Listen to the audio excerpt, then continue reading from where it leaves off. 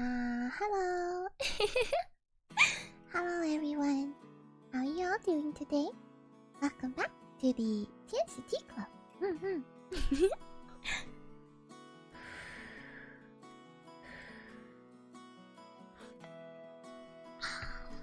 yes, that's good. How are you all doing today? Hello. Hello, Huari. Monkey hearty. So now how you doing? Hello, A-Fox. Welcome. On a scale of 1 to 10, how monkey are you today? Monkey. I am monkey out of 10. Welcome.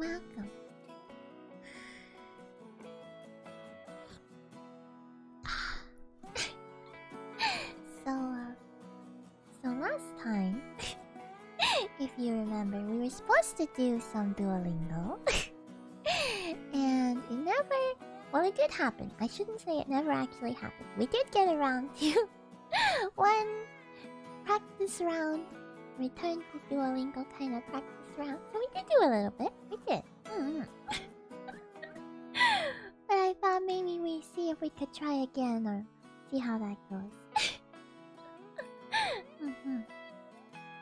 Oh, by the way, let me know if the music is low or monkey is high or monkey is low.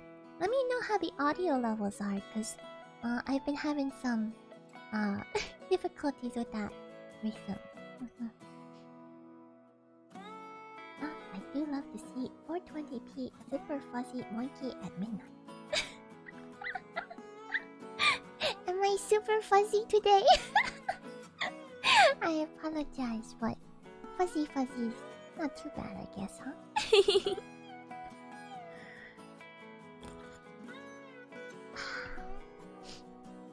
Hello, Kotaro-kun! Welcome! You are Kotaro-kun, right? Papa Kotaro. Welcome! It's good to see you. It's been a little while, huh? It's time to do no lingo today.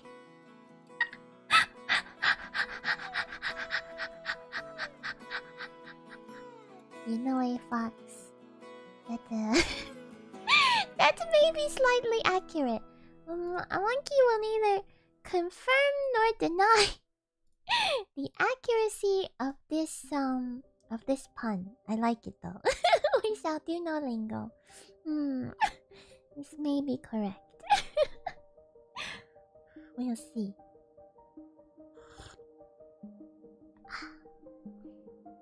Hello. Oh, I read that. Hi. Oh, hello, Teddy. Welcome. Monkey tail is fuzzy. Yeah, fuzzy monkey tail. Stream looks nice and clear to me. Glad to hear it, Huari. Glad to hear it. I've been on a long journey. Monkey 144p. That's not a lot of pixels, but maybe it's enough pixels for a hamster. But the pixels is the resolution though, right? What if you made the pixels very small? I don't know.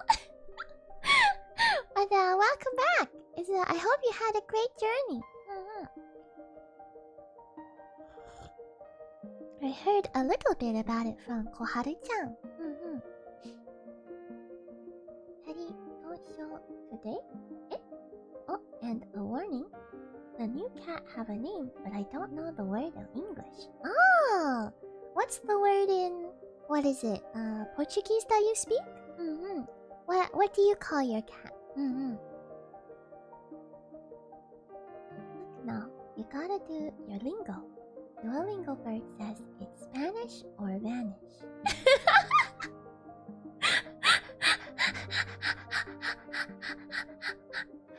That sounds like a threat, huh? Pretty good assonance though. But what if I do Japanese instead of Spanish?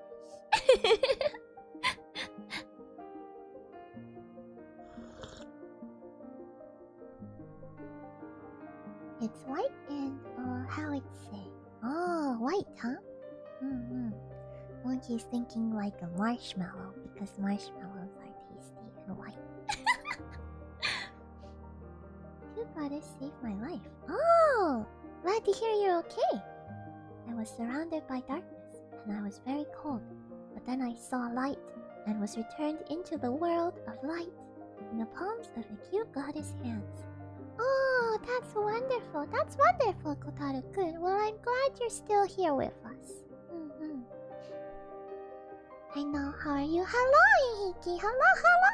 Welcome.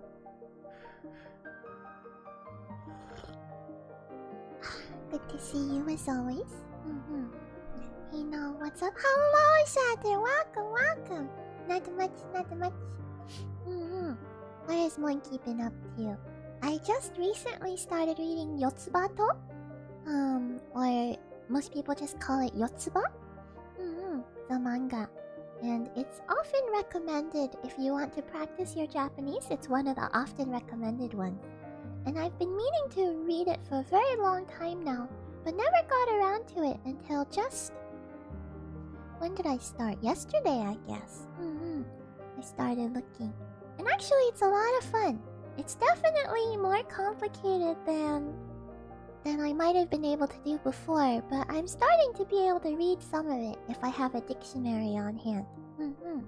Which has been really nice, because it's pretty cute and really funny. Yotsuba is very cute.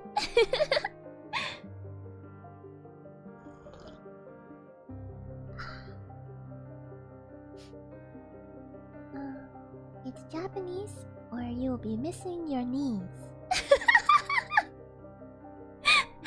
Not bad. That's a little scary. That's even more scary than vanish. It's kind of visceral. Niece. What rhymes with niece? Because knees is almost more like a z sound, right? Niece.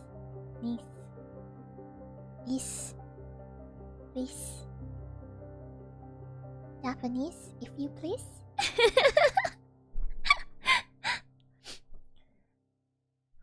Luchmalo? What's Luchmalo? Tito.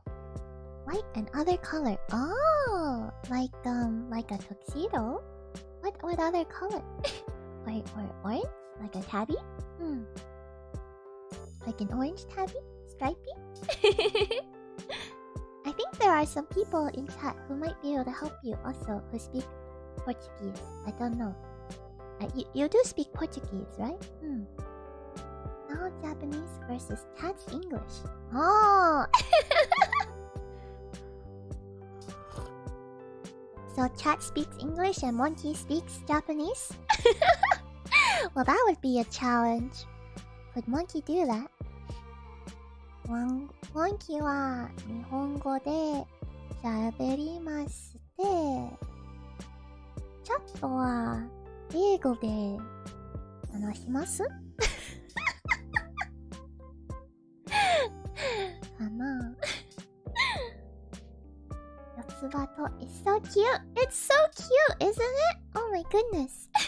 I really enjoy it so far.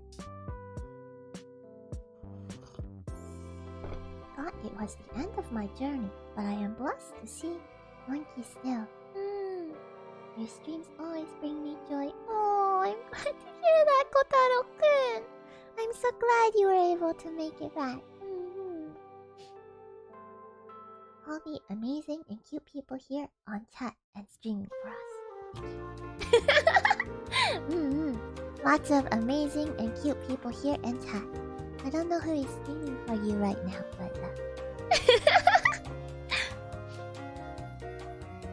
I talked the name of the cat. Yeah, please go ahead. Miki just said I'm cute. Luscious. Oh ho ho, it's true. Monkey Japanese is evolving. Maybe. I don't know about evolving. Just little by little. Oh, that's a word. That's a word I learned recently. 少しずつ. Little by little. Shatter the protagonist. Oh. Cheese? Eh? Cheese? Cheese? Who's cheese? Now strongest Japanese versus average English enjoyer. No. Now Japanese not very good. Now は日本語で下手です。日本語は下手です。でも、I don't have a response, but I say response. I don't know. Anyone know? I got smaller though with my new body. Oh, you too, Kotaro-kun. I heard that Rin-chan has also gotten much smaller. I am 1.5 centimeters. Oh, 6 Wait. Heck yeah. See, centimeters. 1.5 centimeters? What, 6 inches? 1.5 centimeters is like 3 inches, right? If Monkey remembers correctly. Wait, no. 1.5 centimeters, not even 1 inch, right? About 2 centimeters to an inch? Eh? Monkey confused. Monkey は超絶かわいい？え？超絶？超絶はなんでしょうか？それだけです。え？何？モンキーだけです。超絶。Monkey's gonna look this up. 超絶。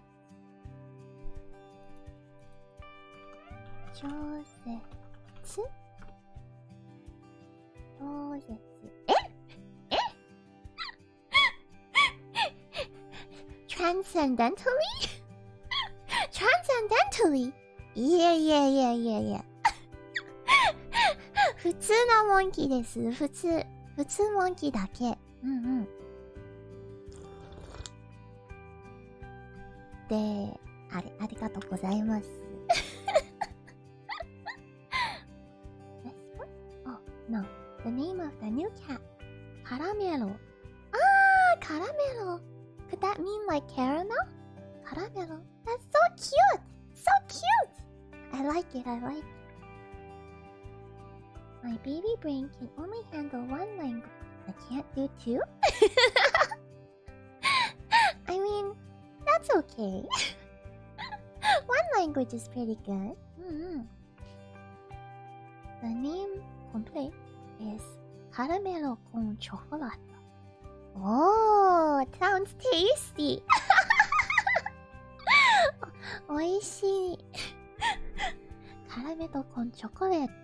チョコラーテ Sounds good. Caramel chocolate?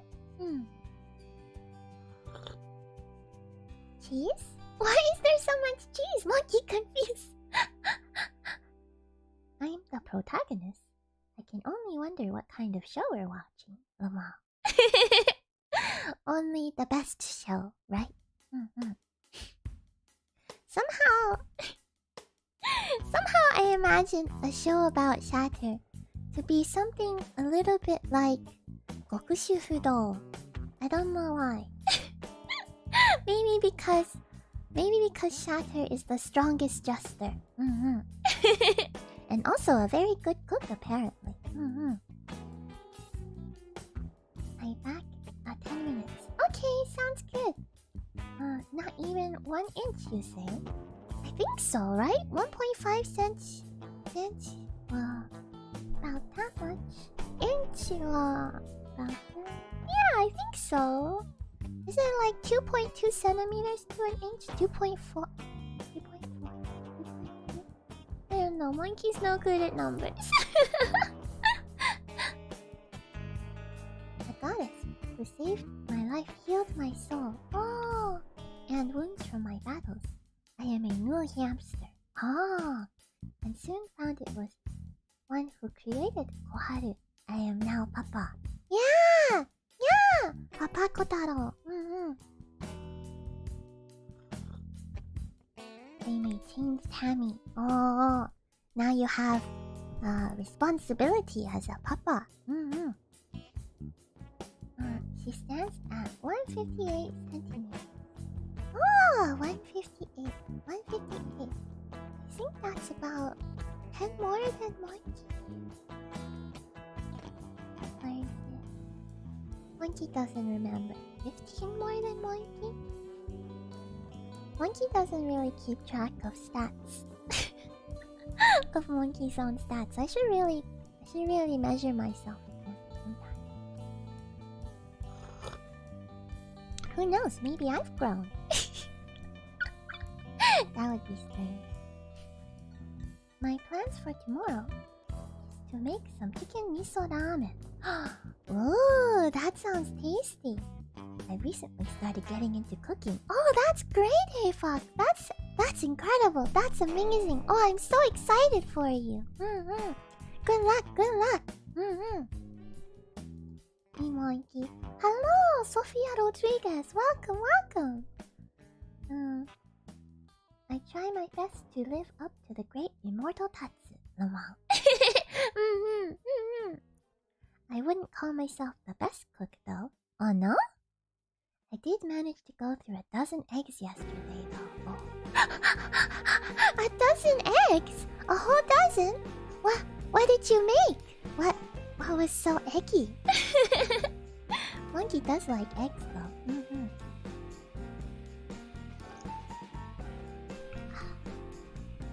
I got really good at this new fried tofu dish. Ooh! If anyone wants to know the recipe, just let me know, because it's super easy and very good for starters. Oh, that sounds great, A-Fox. Does the dish have a name? That sounds great. Monkey loves tofu. Monkey just tried a new tofu dish recently. Was tofu and komatsuna, I guess, simmered together. It was really good. It's a Japanese nimono style. Monkey really likes tofu. All kinds of tofu. I like, how you say? They have called kinugoshi tofu, which is the really silky one. It's silken tofu. And they have momen tofu, which is it's called cotton tofu. It's a firmer tofu. And I like Chinese tofus, like nen tofu, similarly like a soft tofu. And there's I like oh, what is it called? Nano tofu. Tofu gan. Tofu gan is like a dried tofu. I think that is also how you say, marinated. And then I like all sorts of tofu. Gan tofu, I think I've heard of. I think tofu gan is the same as gan tofu. And then I like mango tofu as a gift. I like douhua. I like all sorts of tofu. Next time Monkey goes to Kyoto, one of my siblings told me when she was in Kyoto, she likes tofu even more than Monkey does. And when she was in Kyoto, because Kyoto has tofu as one of its specialties, one of its meibutsu, then she got a whole tofu kaiseki. I was like, oh, that sounds incredible. I want tofu kaiseki. So next time.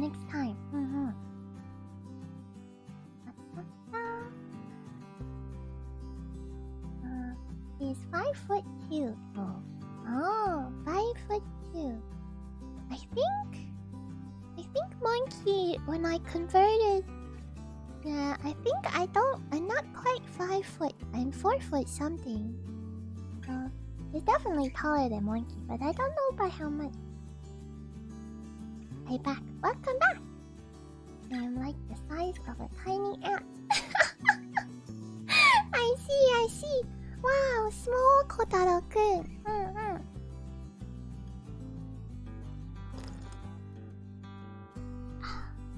I can speak Japanese using the power of anime subs.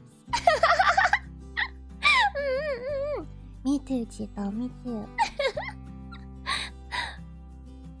Cooking? Cooking. I've never been good. I've always been cooking. I've always been cooking. I've been very good at breakfast, as Naomi knows. Ah, breakfast. However, apart from pasta dishes and omelets, I'm basically useless any other. I understand. Monkey can do okay supporting other people in the kitchen, but in terms of what I can cook, without like... I mean, I can follow a recipe, I guess. But in terms of what I can cook, what I really feel like I can cook, I only know like one recipe. One recipe and... some eggs. I can do some eggs. Like, I don't think I can do omelet, but I can do scrambled eggs, and I can do fried eggs, and I can do boiled eggs. And breakfast. I don't know if I can do much breakfast. I can with the recipe though, probably. I'll cook for anyone. Oh! That sounds great, Kotaro-kun. Monkey like food. Feel free to share in the Discord. Gimme. Yeah. That's true. That's a great idea, Fuari. Please share your cooking photos in the Discord. I would love to see them. I love seeing that kind of thing. We have the new Club Scrapbook channel under Media Gallery. I would love to see your cooking.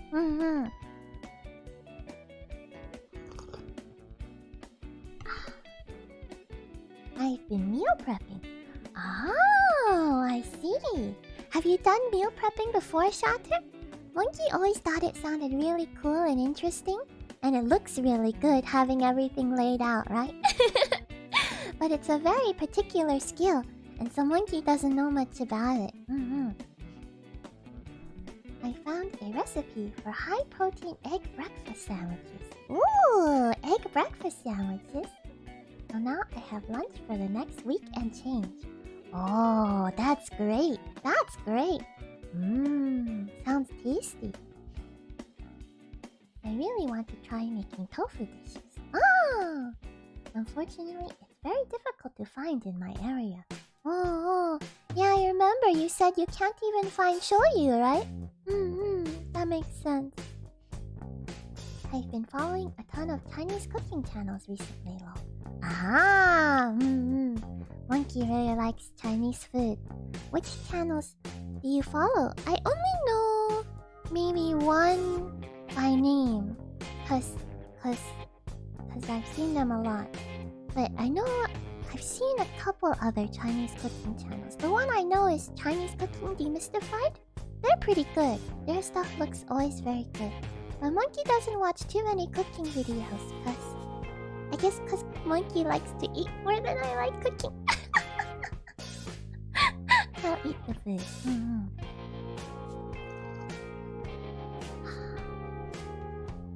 Do you have a favorite show or movie? Good question. You know, Monkey's not really good at choosing favorites, so I don't think I have particularly a favorite show or movie, but let me think. What have I watched recently? I'm not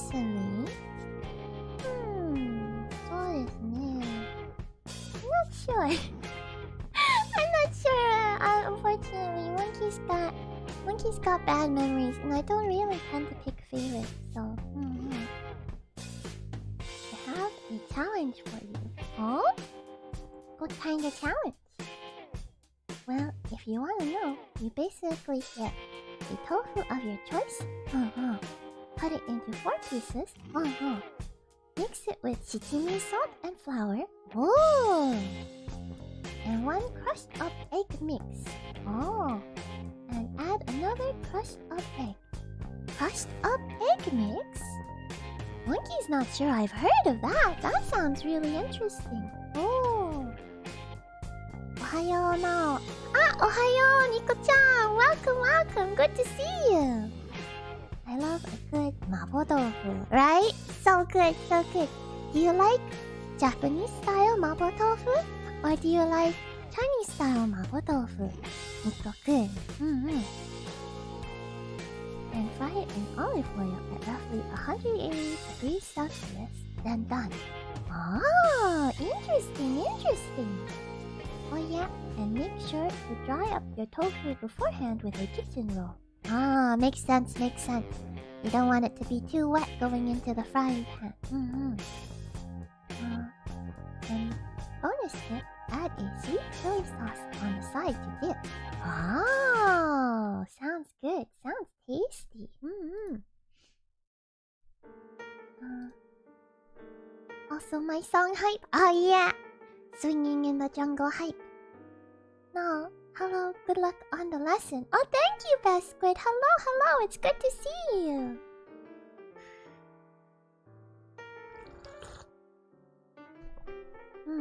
The challenge is I say a word and you say what you think the word is on English. Oh, interesting, interesting. I guess I could play along for a little bit. It's not a YouTube channel, but a TikToker by the name of Foodie China 888. Oh, how lucky! Foodie China 888. そうですね。I'm gonna save this for later. They have a very particular style of video that I enjoy. Oh, that's nice. How fun. I'm not sure we should be trying to get Null to say words they don't know the meaning of, lol.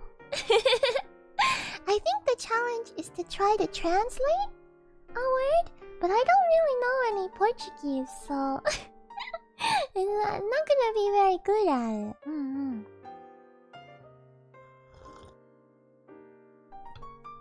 And no bad words, please. Monkey would like to know if I'm saying a bad word. It's not very fun to say a word that you don't know that isn't good. Speaking of which, maybe I should also boot up the Duos of the Lingos, huh? Maybe we can get that on screen.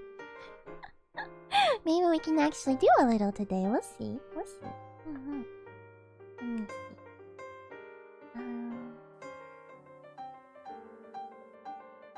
Ta-da! Here we are. Some Duo of the Lingos. One word. Gato. Ah, gato I know. Gato is cat. Neko da yo. Neko desu ne. Oh, right. That's right, that's right. We were supposed to do some Duolingo, weren't we? Perhaps. Gasp. Duolingo. Yeah, gasp. Oh, hello, Meme Lord. Welcome, welcome. Lol. Well, anyways, yesterday I finished Omori. Ah! And then, what an emotional ride. Oh, an unforgettable experience, to say the least. Honestly, would highly recommend, not only for the story, but for the music and art. Oh, that sounds great. You know, maybe I will try playing it, AFox. So many people have said such good things, but you're the first person I've talked to directly who's been talking about it. You make it sound pretty good, though. Would you say the gameplay is difficult, though? Will Monkey be able to deal with... You mentioned there are boss fights and things. Monkey didn't realize it was, had a fighting element to the game. Monkey's not really good at that kind of stuff.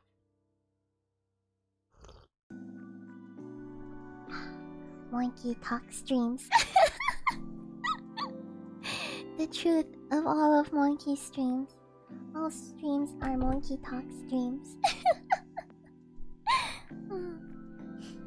Alright, let's see. What module were we on? Monkey still doesn't really get how these modules work. Cause I think you can get multiple crowns, right? You can level up? Monkey hasn't really tried that yet. I've just been going through. Maybe we can try leveling up at some point. Eventually. But I like to just unlock the modules for now. Restar, Q. Oh yes, I forgot about our Restar. It's a new kind of dinosaur.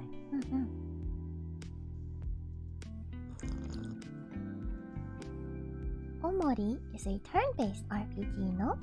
I think it can be just your pace. Ah, like Pokemon then?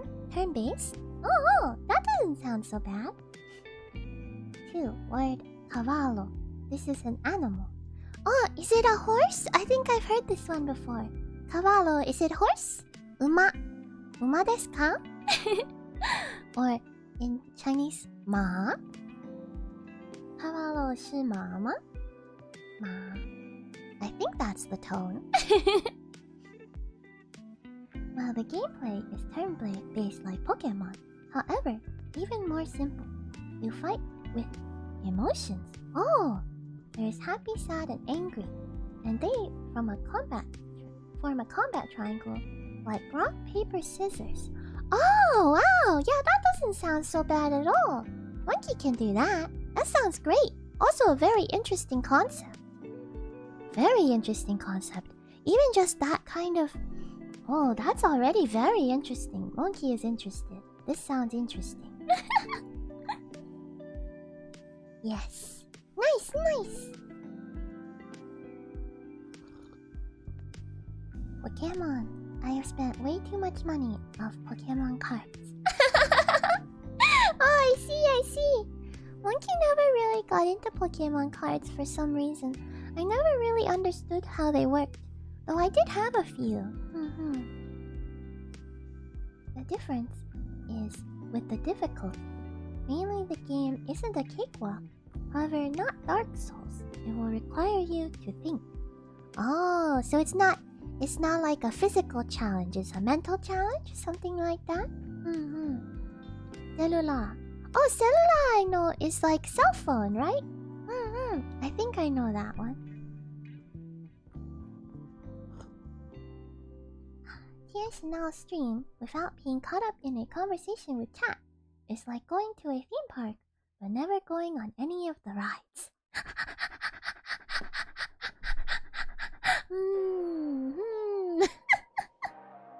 Interesting comparison. You know, in actuality... Okay, I don't think I've ever gone to a theme park and not gone on at least one ride. But a lot of theme parks have roller coasters and other big thrill rides like that. Monkey's not really a thrill ride kind of monkey. Even just in some of those like lazy water rides, the dips are sometimes a bit too much for monkey. I'm not one of those monkeys who jumps down the waterfall for fun. But I do actually really enjoy... I know maybe people have a lot of opinions on this, but Monkey really enjoys being the person who everyone gives their bags and stuff to, and they're like, okay, please hold these while we go on the ride. And then Monkey, you know, stands at the exit and people watches while taking care of people's stuff, and it's actually quite nice. I don't know. This is Monkey's way of doing theme parks. I like theme parks, but my feeling is always like that. The sort of like... Theme parks for Monkey are very chill places to just be around people watch, soak in the atmosphere. Maybe Monkey does theme parks wrong. But it's nice. Yeah. Nice. Now is the start of the show. There, low. The start? No, I am a monkey actually. I'm just a monkey. The monkey of the show.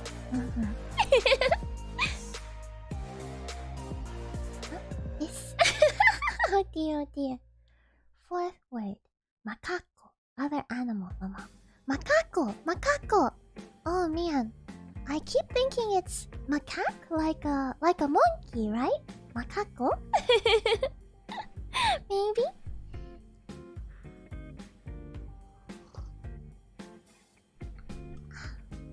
Yo, what's good, guys? Wow, hello, Earth Turd. I feel like it's been a little while, hasn't it? Welcome. Good to see you. Well, without spoilers, the game is basically split into 2 sections. Oh! And is about 20 hours. One half of the game is the turn-based combat, and the other is the real world story section. Oh, interesting, interesting. Uh-huh. I sometimes do that too. Aha! Thrill rides aren't exactly my thing, but I'm happy and enjoying myself if my friends are having fun. Yeah, exactly, right? It's like really fun. Monkey likes to basically, we hang out and we chat, and then we get in line, and if the line is long, then we keep chatting until they get to the front of the line. And then Monkey gets to see them off to go have a good time, and then go wait for them. And see when they come out, there's always like they're so hyped, they're like, oh my goodness, this and that, and it's fun. It's really nice actually.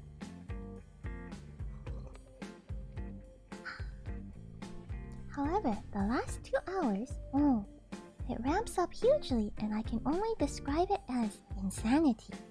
Oh, interesting. I wonder what that means. Well, their streams really haven't changed a bit.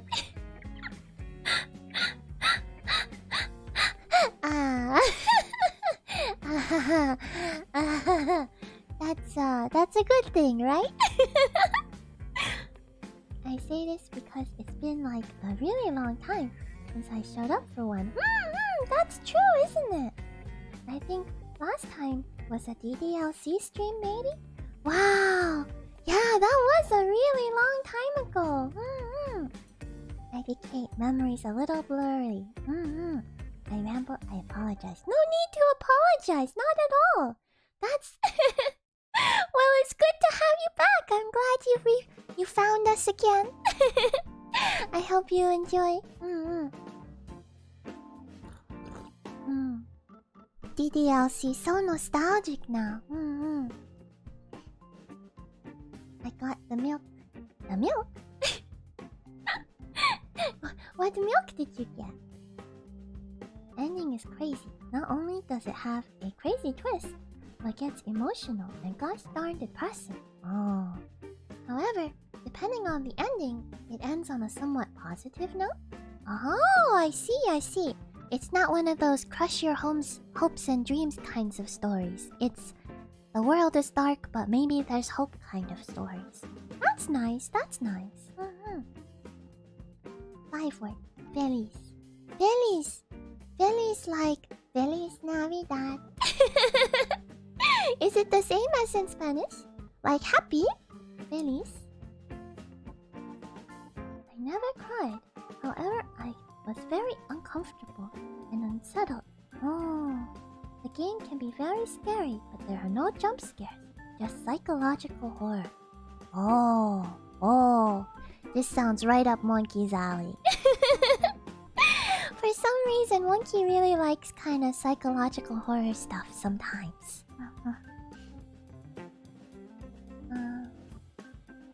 After beating it, I can't stop feeling about it. Oh, yeah. Oh, it's a game that sticks with you, huh?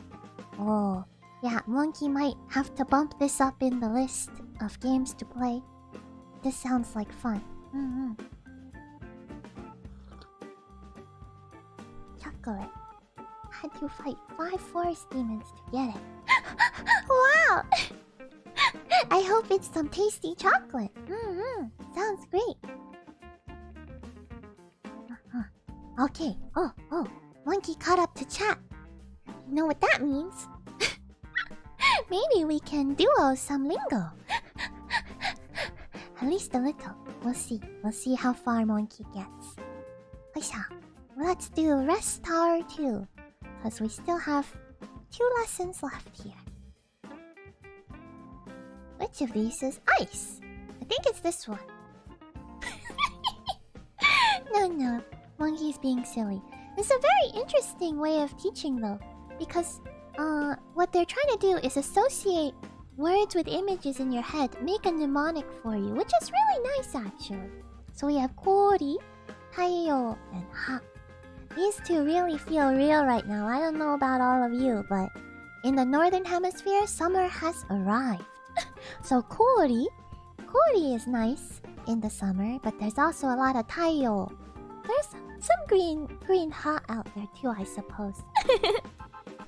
For gori, monkey always thinks of kakegori, you know? Shaved ice? So good.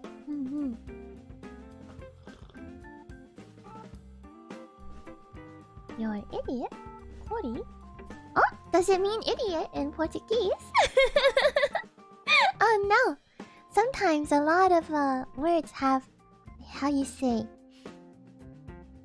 homophonic words in other languages that are a little bit uh-oh. This one though, because in Japanese there's this thing called phonemic vowel length. Monkey really likes that term. Where the length of your vowel actually changes the meaning of the word. There's a difference between kori and kori. Monkey's very bad at it though, so don't take Monkey's pronunciation as proper. Like taiyo. Taiyo has a long O. It doesn't have taiyo. It's taiyo. In Chinese, I think this is bing and taiyang and I don't know, do I know this one? I did kinda lie. Oh, I did cry. Oh, but only after beating it. It kinda went like me. Wow, that was so morbid. There is no way this happens in real life. One Google search later. Me, non-stop crying. Oh, I'm sorry to hear that, A-Fox. I'm sorry to hear that. The game really opened my eyes to how common depression, anxiety, and suicide are, especially in younger folk. Yeah, it's true. Yeah, it can be. It is a dark statistic, right? Just period, it's a dark statistic. That's one reason why Monkey thinks it's really important. We always give each other the benefit of the doubt, right? Monkey thinks that I feel like everyone in this world is always trying their best, right? We're all trying our best the best way we know how. And sometimes that comes out in ways that don't make sense to other people, and sometimes that comes out in ways that are somewhat self-destructive because we're trying our best but we just can't, you know? And so it's really important to really always try to be cognizant and remember that everyone's just trying their best, you know? Ma has never pronounced something wrong. Understood. Monkey pronunciation is dictionary pronunciation for anything Monkey has ever said. No. Oh dear. No. Monkey says a lot of wrong things. Okay. Ice. Kori. Oh, see? Pitch accent is another thing that Monkey's still learning. Kori. And then this one is taiyo. And ha. That's a different voice. Ha. Taiyo. Kori. Let's go with kori. Nice. To be honest, I'm really interested in Val's thoughts on the ending. She always looks for the best in people, and I'm interested in her views on the characters. Oh.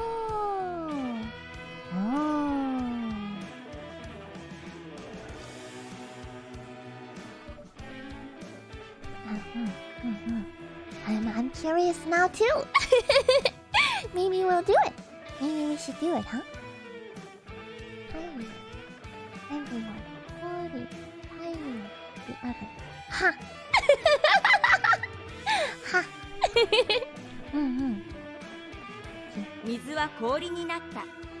It's interesting they now have this, how you say, this romaji at the top. I'm not sure I appreciate it.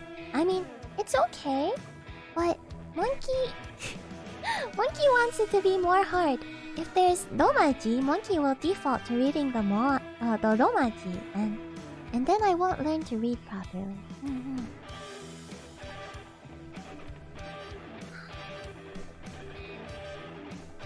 OMG, I just saw the teacup became a main joke. I didn't expect it to get that big when it first started. What do you mean that we are a tea club? Tea club. Yes, that's right.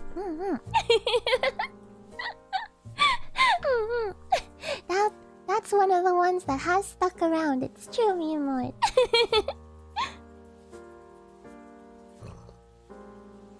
Okay. 水は氷になった。The water has turned into ice. What's this? I can change it. Oh ho ho, and I can turn it off. Ooh. Okay, but I'm going to show it for now because I need a little bit of furigano, just in case. 水は氷になった。English. The water has turned into ice. The water, I guess, turned into ice. Has turned into ice is actually a different part of speech. But it's not as clear in English.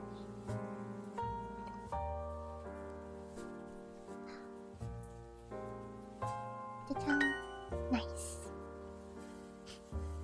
Well now, if you're interested, go ahead, play the game. I'm down for it. I think you will love it. Oh, judging from what I've heard, I'll post the trailer in the Discord. Oh, great! Sounds great, A-Fox. Thank you. コーヒーを牛乳なしでください。コーヒーを牛乳なしでください。牛乳なしで。I see. So, coffee, that's not how you spell coffee. Coffee without milk, please. コーヒーを牛乳なしでください。Nice. However, as a heads up, A, when Nao plays the game, if you are a viewer who has no idea what omori is about, play it first before watching Nao play. That's a good point.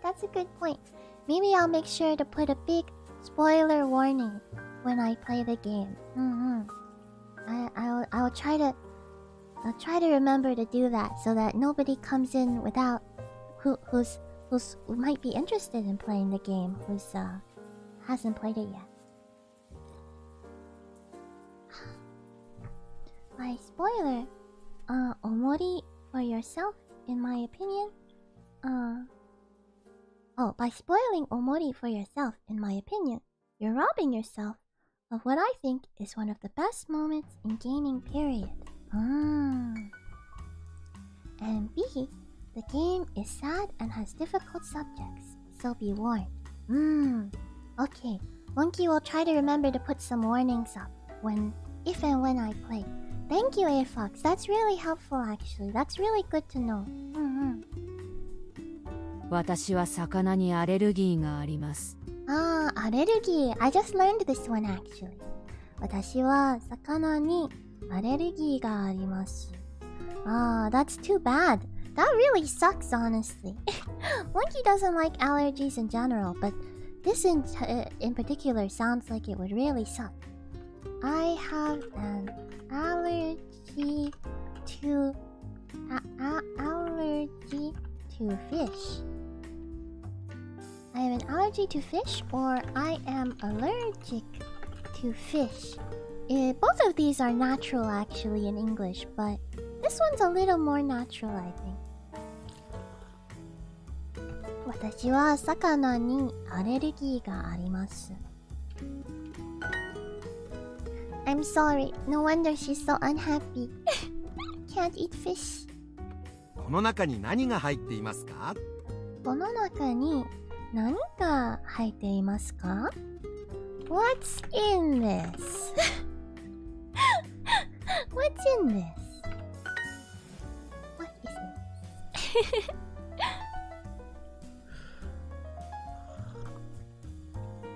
However, with My backlog complete. I feel lost. Oh, I see. Anyone have any good game recommendations for AFOX? Let me see. Unfortunately, as you know, Monkey doesn't play a lot of games, so I don't know if I have many recommendations. And it seems like a lot of the games Monkey plays wouldn't really be AFOX style. I wonder. His little victory dance lol. It's pretty good, right? I did like that. However, I did start playing Stray. Stray! A new game that came out today where you play as a cat. It came out today! Oh, Monkey's so excited! Monkey's so excited! I'm kind of very interested in this game, but I can't tell from the trailers that I've watched whether or not it's a game that Monkey would be able to play or not. What do you think of it, AFOX? How is it? Monkey's been really excited about this game.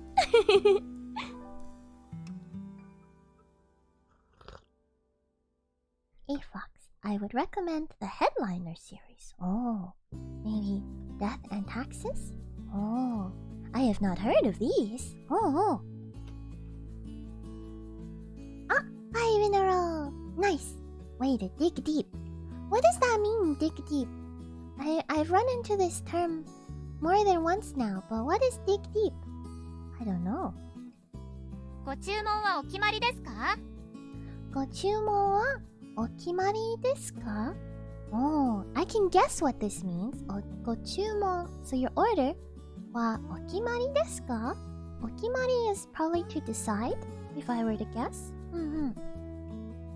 お決まりですか? Ah, yes. お決まりですか? She's got a cute voice. I like her voice. Have you decided on your... Oh, she blew her bangs! I didn't know they do that! When they're waiting. Oh.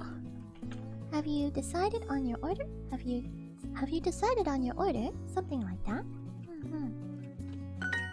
Has your order been decided? ご注文はお決まりですか? Dig deep usually means something similar to give it your all. Oh, I see. That's cool. Yes, I did. Yeah, I did hear about that one. Oh, wait. Oh, I missed something. I really recommend Before Your Eyes. Oh, I haven't heard of that. It's like so sad. It made me weep multiple times. Wow! Interesting. Before Your Eyes. Monkey will. Check. Oh, it's pretty. Oh, interesting. Interesting style. Granted, I've only heard the term once before. Oh, I see. So not very common, I guess. Well, Stray is great. The concept alone is incredible. Playing as a cat in a post-apocalyptic world with robot people is great. However, here comes the big however. I know AFOX always has a lot of opinions on games, so it's kind of fun.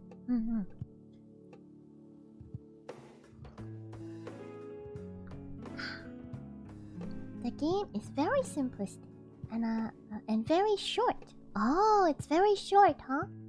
I'm already halfway through it and only 3 hours in. Oh, wow. And for a $40 game, that is quite a turnoff. Wow, $40 and about 6 hours of content. That is kind of a lot, isn't it? Oh, I see.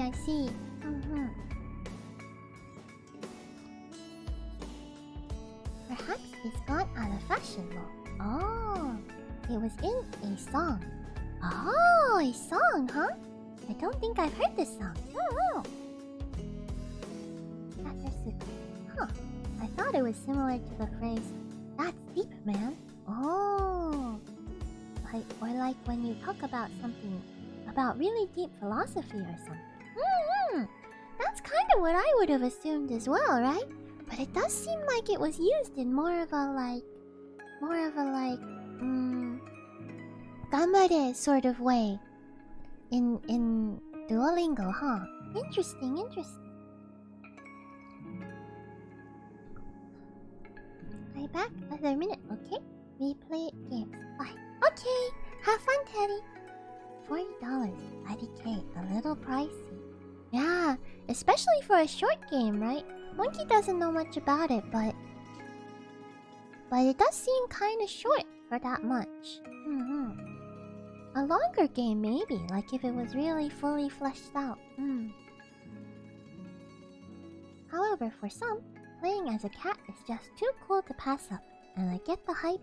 It's a novel game. Yeah, maybe they set their prices high because they knew there was a lot of hype. It's from Five Finger Death Punch, so it's not quite surprising you haven't heard of it, Momo. Oh, wait, Five Finger Death Punch, I think I have seen.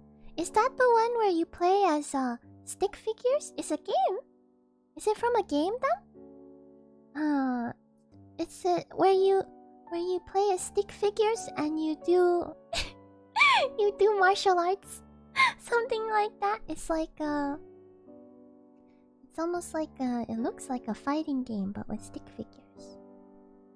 I get the feeling most metal isn't quite your genre. Oh, metal. Interesting. So Five Finger Death Punch is a band then. What is Monkey thinking of then? There was something that sounded like that was a game. Oh, I see, I see. Yeah, I guess I haven't listened to a lot of metal. I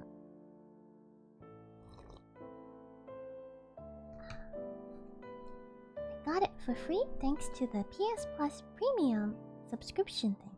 Oh, well that's nice then. That's really nice. So you can tell us how good it is. I don't think I know anyone with PS Plus right now. But, that's One Finger Death Punch. Ah! I see! No wonder. That's a lot of fun, but I never put the two together now that I think of it all. Maybe the game was named after the band? I don't think they play metal music in the game, but maybe.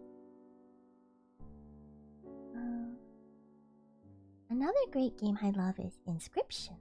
Oh, I think I might have heard of that one. It's not really a horror game despite what it looks like. Oh, it looks like, huh? Its main gimmick is its card game, and first and second half are very different from one another. Oh, it's a newer game. I think one of Monkey's brothers was playing it, and I remember him being like, "What?" and saying something about how it starts as a card game, but he doesn't want to tell me much more because it's a spoiler. If that's the one, I'm not sure. I do get why it's short. The graphics are stunning for a small indie team. Oh! And the short game that they crafted is great. Oh, okay. I guess that makes some sense then if they're an indie team. I hadn't even realized because in the trailers the graphics do look rather AAA, don't they? And the movements even are very natural. Oh, so they must have put a lot of investment into this game. Okay, I guess that's fair as well then. That's an important thing to take into account. My fave thing about Inscription is the card game. I really enjoy the ARG/lore. I love lore.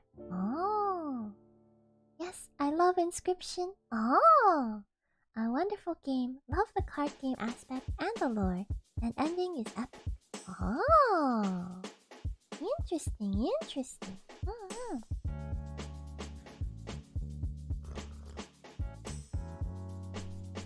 The ending with Leslie made me weep.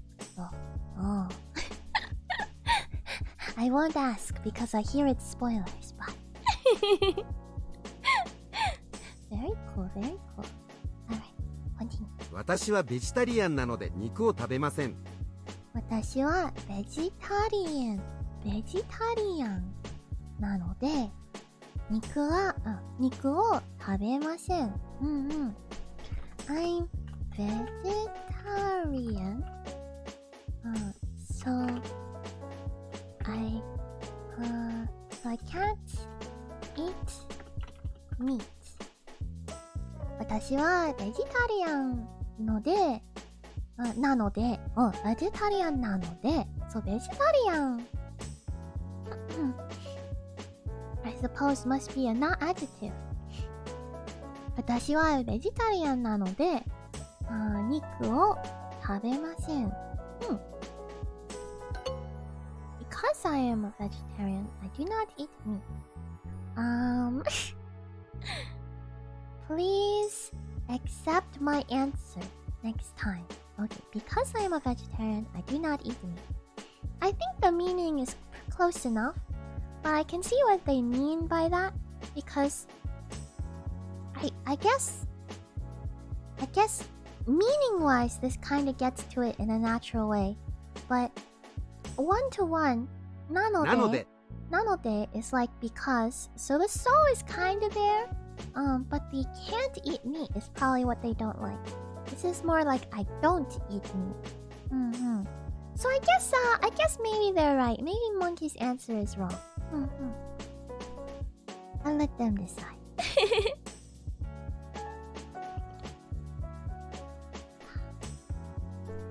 Inscription is wild.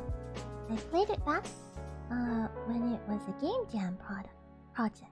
Oh, the direction they went with was super different, but I like it a lot. Oh, game jam.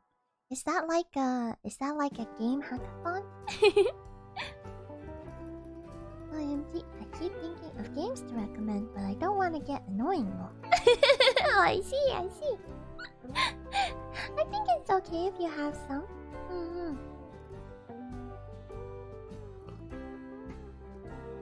The team publishing the game is called Arunta Interactive. They have made bangers after bangers. Neon White, Solar Ash, Pathless, very epic and indie studio. Oh, Neon White! I think I might have recently heard the name, but I don't really know. Yes, I played it then too. I was like, whoa. Oh, the Game Jam version is called Sacrifices Must Be Made. Oh, what a title! Sacrifices Must Be Made. Interesting. ベジタリアンです。 Oh, that was short. Okay, I can do that.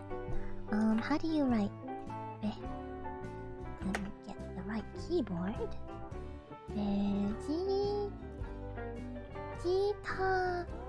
Vegetarian. This. Let's put proper punctuation.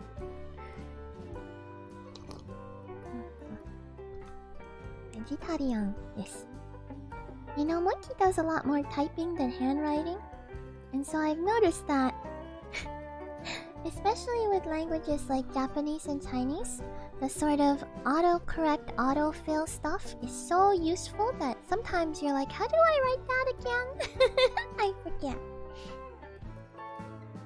Indie games this year are insane.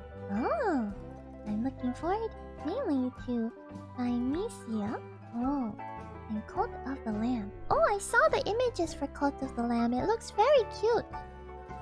Tianshi is a Souls-like game where you play as one of my favorite things ever, a plague doctor. Oh, you like plague doctors, huh?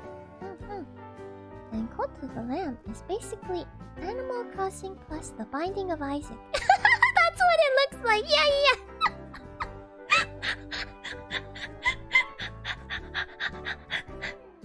That is a great description, A-Fox. Animal Crossing plus The Binding of Isaac. I like it. The visuals and animation alone are enough to warrant a pre-order from me. The visuals are really stunning. An indie game I'm saving up for is the Stanley Parable Ultra Deluxe Edition. Oh yeah, Monkey had that recommended to me as well. I'm told I should really play it, but also don't spoil myself at all on the game.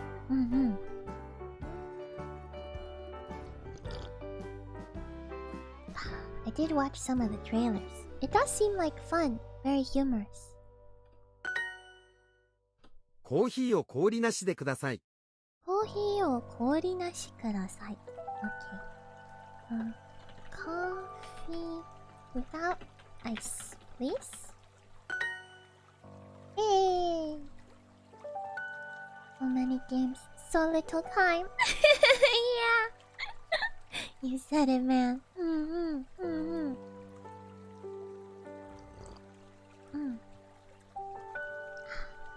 もう決まりました。もう決まりました。あ、I have decided. How do you translate it more? How do you translate more into English? Already? I have already decided? Let's see what they say. も More? Maybe like that. I already decided. Something like that. もう決まりました。Sounds a little awkward in English though, right? It already has been decided. 決まりました。決まりました。I guess the lack of a subject means that I can't say necessarily that the speaker's the one who decided. We'll let them think about this too. But it has already been decided. Could be a meaning depending on the context, huh? Not having a subject is difficult. That's the problem with games. They can be such a time-consuming and expensive hobby. I guess that's true. Say now, apropos of nothing, did you check out that Journey to the West series? Ah! You know, I didn't watch it yet, but thank you so much for sharing it. I did take a look, and this is the series that Monkey watched as a little baby monkey growing up. I used to watch it on TV, so I never watched it straight all the way through, so I'm very excited to have the opportunity to actually watch it all the way through. And also, perhaps, to understand it. Because Monkey watched it in Chinese, but Monkey doesn't really speak very good Chinese. So I just kind of follow it along. Monkey's mama was always like, telling Monkey, I'm impressed that you can figure out what's going on without being able to speak Chinese. I was like, well, it's pretty clear. Monkey was able to follow along. I did that a lot as a baby monkey, I guess. But being able to follow along with the actual dialogue sounds like a lot of fun. And I'm sure there are, you know, verbal jokes and stuff. Or verbal nuances that Monkey didn't quite catch because I couldn't understand. So I'm excited. Oh no, I also posted the Omori trailer in the Discord. Let me know what you think. Oh! However, be careful of the comment section. Oh, there may be spoilers as a joke. Oh, that's important actually. Thank you, Afox, for the warning. I will try my best not to even look at the comment section, not even glance at it. Cause that's a good point. Sometimes people without thinking they put in spoilers.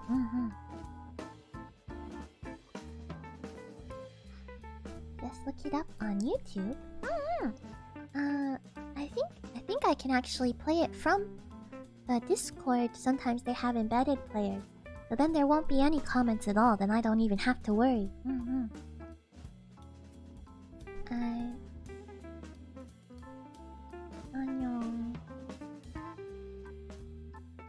Monkey brain stopped for a moment. Sorry.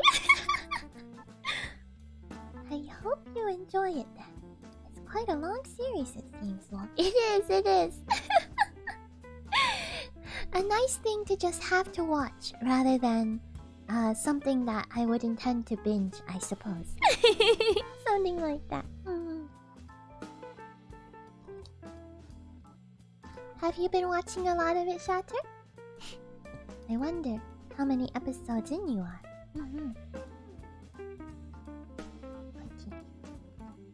By the way, It is also Journey to the West is a very, very, very long novel. It's like a very long epic novel. It's a very long, so it makes sense that the show is also long, I guess. I watched Biju Mike gameplay of it. The Biju Mike gameplay of it. Oh, of Omori. Oh, I see. Mm-hmm. That makes sense. A lot of streamers have been streaming it. Mm-hmm. Partially what got Monkey interested in it, because it does have a really nice visual look to it, right? Mm-hmm. Monkey never watched any of the streams, but I saw the thumbnails go by. And I thought they looked nice. Okay, Nigai. Nigai means bitter. This one, I think. 苦い Oh. We get that sort of 苦い slow voice. Nigai. Interesting they start having voice actors that aren't just saying the words straight. 苦い Nigai.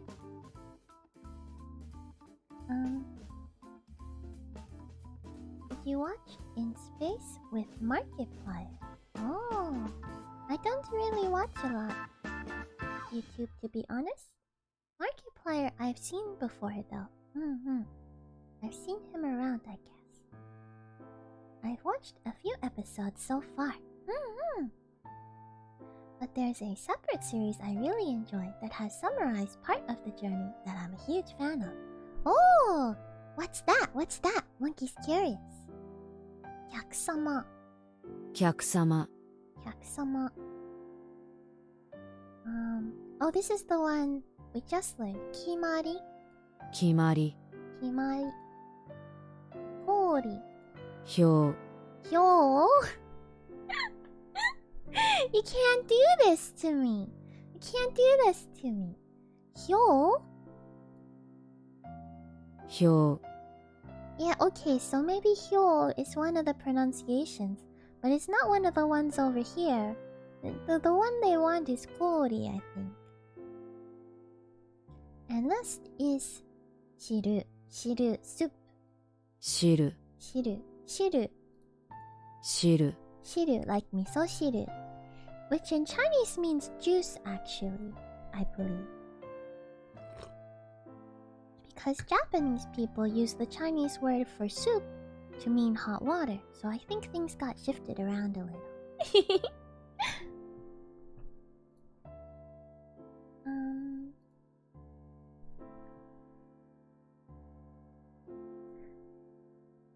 Oh, I love my boy Marky Moo. Such an intelligent and great content creator. I'll never forget him in my heart as the king of FNAF. Oh! If Markiplier is the king of FNAF, is MatPat the royal scientist? Oh, I don't know if I know MatPat. Oh. コーヒーを砂糖なしでください。コーヒーを砂糖なしでください. Wow! This little kid likes black coffee? I'm impressed. Or I guess technically unsweetened coffee. We don't know if there's milk, I suppose. Okay. Oops. Why you do this? There we go. Coffee without sugar, please. コーヒーを砂糖なしでください. Yay! It's from a channel named OSP. They make summaries of various legends and myths, and one of their longest running series is a retelling of Journey to the West. Oh, that sounds exciting. Oh, would you mind very much linking that to me as well? I would love to take a look. There's lots and lots of retellings of Journey to the West, and they're all pretty fun.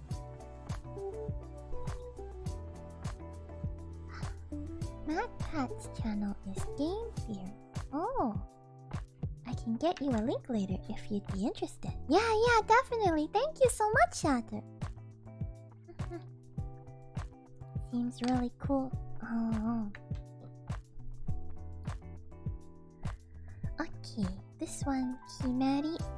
決まり Oh, Kimari. Sorry, Kimari.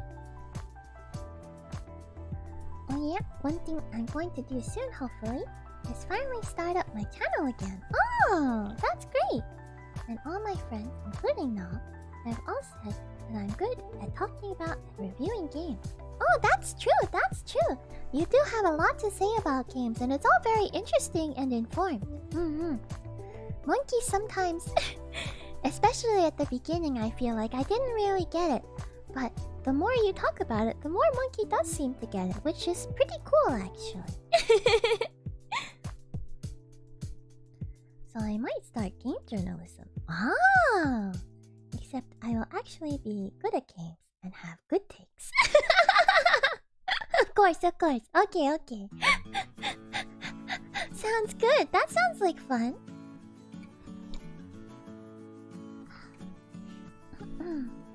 What have we got here? Washoku, probably? Washoku? Yeah. 和食 Washoku. I see one here. Washoku. Japanese style food. Like traditional Japanese, not like nikujaga is yoshoku. Washoku is more like osushi and other things. Oh, this looks familiar. I'll skip it for now. Kori. 表 Or hyo, I guess. Kori. Now I can guess because it has the okurigana. I relearned the name for these. Okurigana. That's the kana that comes after a kanji that tells you like the conjugation and stuff. Suzume. Okay. 進め Oh, sorry. Susume. 進め Susume. Osusume wa? And miso. Oh, this is miso. Of course. No wonder it looks familiar. Miso. 味噌 Miso.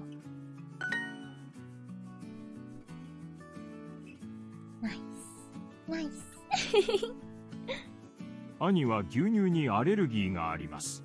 兄は牛乳にアレルギーがあります。My older brother is allergic to milk. That's too bad too. Milk is so good. It does depend though, as I may, as I gotta get my new PC first. Oh, I see.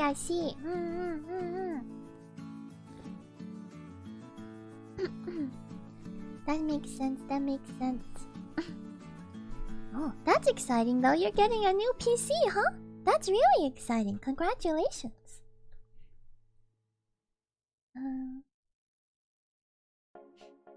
Hi. Hello, NWX Gamer. Welcome. Me, I'm going to start learning Japanese. My brain 15 minutes later. Loading. Hello. Yeah. I understand. You just gotta take it at your pace, at your level, and in your style of learning. These are the 3 important facets of learning anything, really. Yeah. The hard part is really knowing what those are sometimes. Your level, your pace, and your style of learning. Because it's much easier to know once you have a lot of experience, right? Kori. Their Kori actually is very interesting. This is not the usual font that I'm used to. I'm used to it looking more like this, but without these lines. Let's see how you pronounce these. Mizu? 水 Kori. 表 Hyo, she says again. Sho? 小 Sho. A A.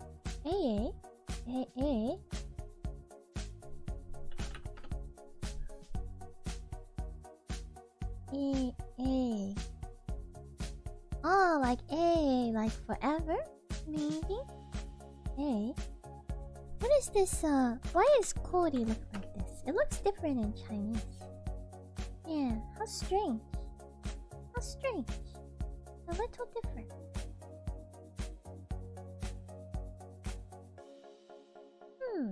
Well, good to know. Good to know. Cody. 表 Hyo. I think the problem with companies like IKEA is that when you have a channel with one voice, the more reviews you watch, the more you understand what games they like and their overall personality. Are you saying you like, you're a fan of channels that are more like focused on the personal, very personal reviews so that you can see, you can compare, oh, you know they like this kind of game, so you know what to expect from the review. Whereas like big companies is hard to keep track of, it just blurs because it doesn't feel like a real person's opinion anymore. Hello Remus, welcome, good to see you. But since IGN has like 20 different voices, you just get hit with too many different voices. I see what you mean. A-Fox. That's an interesting thought. この料理は卵が入っていますか？この料理は卵が入っていますか? Is there egg in this dish? Is that how you would translate 料理 in this case? Dish? 料理 Yeah, I guess so. Dish, food, meal. Is there egg in this dish? Does this dish contain egg? Oh, she winked!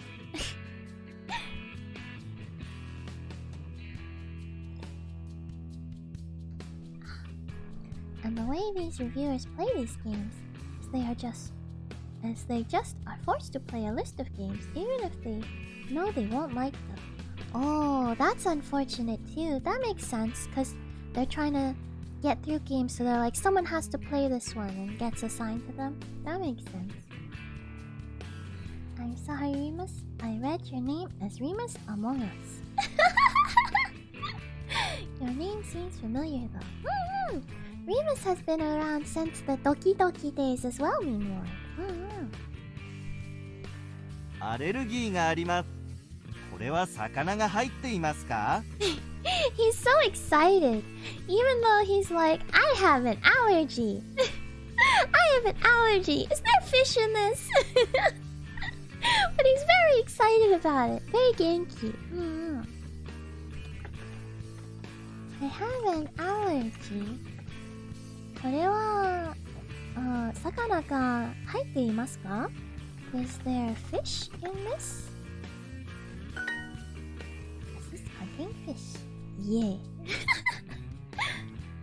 A great example is when Little Nightmares 2 came out, and a reviewer who clearly isn't a fan of it had to review, and you could just tell he wasn't a fan. Oh. That's pretty unfortunate. Remus was one of the founders of Rome, and Augustus was one of the emperors.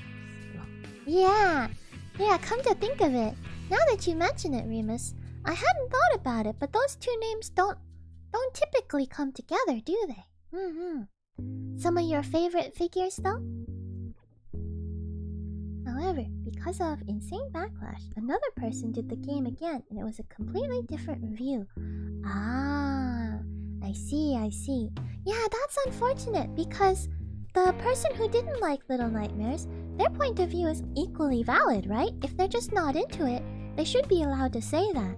But since it's a company rather than individual voices, they want the company's voice, the company's opinion, to match the majority opinion rather than the individual's opinion. That makes sense. Oh, I hadn't thought about that. 私はベジタリアンなので肉を食べません。 Here we correct the ones we got wrong. 私はベジタリアンなので肉を食べません。I'm vegetarian, so I don't eat meat. Something like that? I hope you'll take so instead of because. There we go.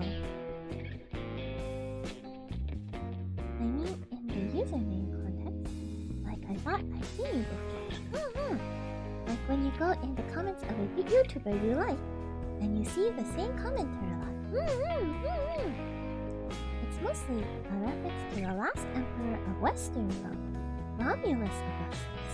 Oh, I see. Romulus was the primary founder of Rome, and Remus was his younger brother. Oh, that's cute. That's cute. Dang, I just realized I've been here for nearly 2 years since that fateful Animal Crossing stream. Ironically, the first one. What a journey it has been. Oh, it's been great to have you, A-Fox. Yeah, it's almost 2 years for Monkey since I started streaming. I think it's early next month will be Monkey's 2-year anniversary. We should do something for that, even if it's just chatting. Should have a nice little stream celebration.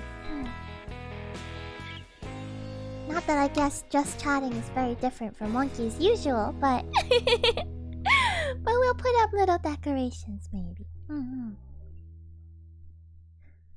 It was probably here that anniversary hype. Oh, thank you, Santa. もう決まりました。もう決まりました。It's already been decided. I guess had is fine. As it already has been decided. Ta-da! Hey, we did one!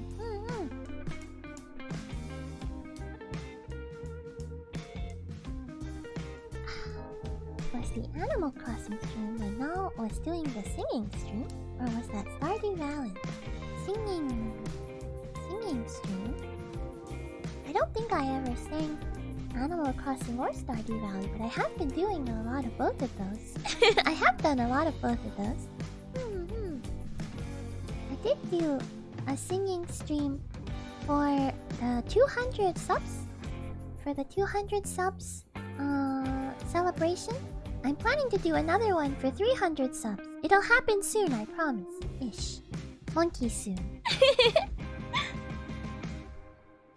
To be honest, I like the size that Nao is at.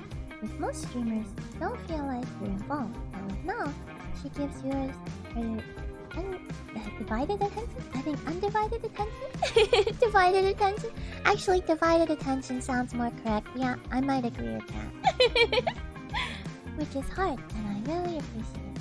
Oh, thank you, A-Fox. You know, I feel similarly. On the one hand, if I did get big, like to the point where chat was moving really, really fast and I couldn't read everyone, I think streaming would still have fun elements for me, so I would probably still enjoy it. However, being able to be at the level of interaction where I can still chat with everyone in chat and stuff like that, I really enjoy that too. So, that's why I feel like for me, 少しずつlittle by little 大きになります。なりたいです。I want to slowly and slowly get bigger because as time goes on, right? Because people have life, some people will move on and some new people will join, right? And so I want basically the size of chat to keep pace with that at the very least, because I like our current size as like a minimum size. Because yeah, that way as people move off and people join, we can maintain this sort of fun atmosphere. And so I think in terms of numbers, that does reflect as slowly the numbers climb and climb, right? Though I guess people might also unsubscribe over time if they stop visiting Monkey. But, you know, that sort of pace seems nice to Monkey.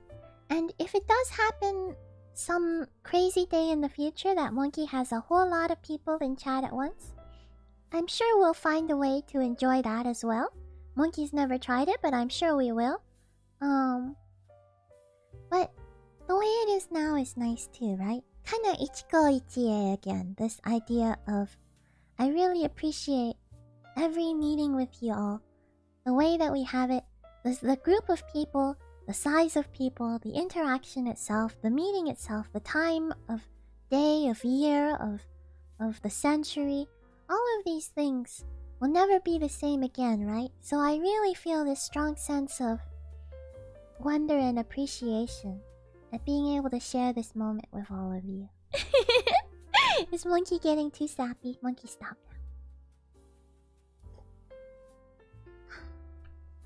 now. The 200 subs one is what I was talking about. Ah, yeah. Stop visiting Monkey. That's verboten. No, it's okay. The highest concurrent viewers on a live stream was 1.4 million. What? Wow, that's huge. I say that's a pretty reasonable goal. / yes. Oh yes, very reasonable. Oh dear. I don't want to be that one guy who always hates indie bands. However, 2 years ago, they were their precious little snowflakes before they were big. Oh? I'm a little confused, but I'm guessing what you're saying is that you like when things are small and indie and it gets a little bit... It's a little bit natsukashi when they get big, right? It gets a little bit nostalgic and sad because something has changed. Something big has shifted, right? And you kind of long for those days past. Sap is good. Sap? What is sap? Oh, I see. Oh, my sap. I see. Monkey sap. Oh dear. Sap. Yep, I would have been fine if I didn't visit this stream. I would have been fine. Oh no. No. But I like the size Nolly is at, and I hope you find success in whatever way. Oh, thank you, A-Fox. I appreciate that. That's really nice of you. On YouTube, I should know. On Twitch, it's 3 million. Oh my goodness. Oh my goodness, that's crazy. How many people? How many people is that? That's so many. Can't even imagine. Okay, before Monkey moves on, Monkey needs to take a quick little trip to the little monkey's room, and then I'll be right back. So, sorry for the delay, but I will be right back.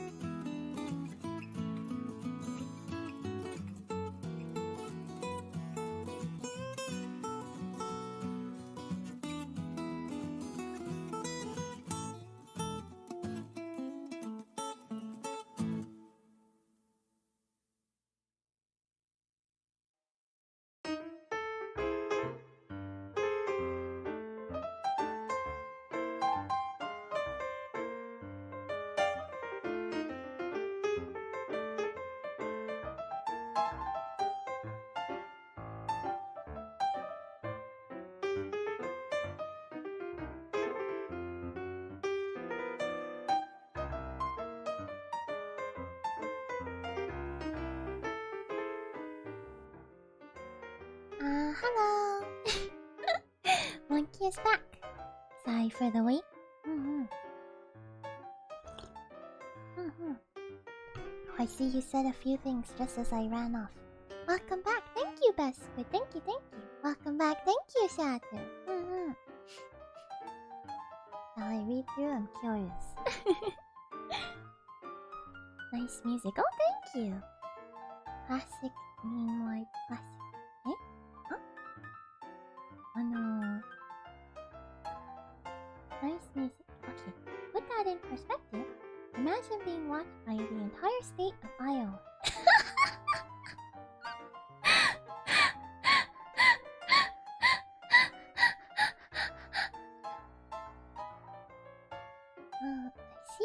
I see. The entire state of Iowa. I don't know if I can imagine the entire state of Iowa, but that is a helpful that is a helpful metric, actually. Oh boy. I would die if that happened to me personally, Rumus. Yeah. Oh, what books do y'all like? Oh! I recently read Animal Farm by George Orwell. Oh! I haven't read that in a long time. Maybe I should reread it too. I like, what have I been reading recently? I was kind of on a classic children's book binge recently. The type of children's book that's written so well that you're like, I don't know if this is for children. This is more like for adults who have children, but also children can enjoy it. Like Peter Pan was a surprisingly good book. And, I really liked Mary Poppins, the whole series. Then I was reading some other books, moving off of that, like When Marnie Was There, I read recently. And what else? What I'm currently reading, aside from Yotsubato, I started reading something called What She Forgot? What Alice Forgot, I think? It's a pretty good book. It seems relatively modern, relatively new. I don't know when it was published. By an Australian author. About someone who has amnesia and loses like 10 years of their life. Apparently it's pretty good, and so far it's been a fun read. What have I read? I read Watchmen recently, if you're counting comics.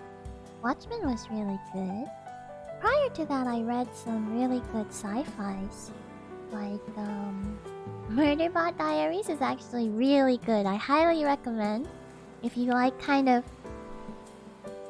it's like light-hearted action sci-fi, but with like sort of a snarky, dark sort of humor.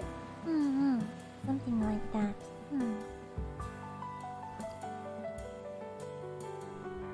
That was pretty good. I also really like some of Ted Chiang's stuff, especially his new stuff, his short stories in the Exhalation compilation. They were all really good. Alright, Monkey got distracted. We missed you. Oh, Remus! I missed you too. Gone for a few minutes.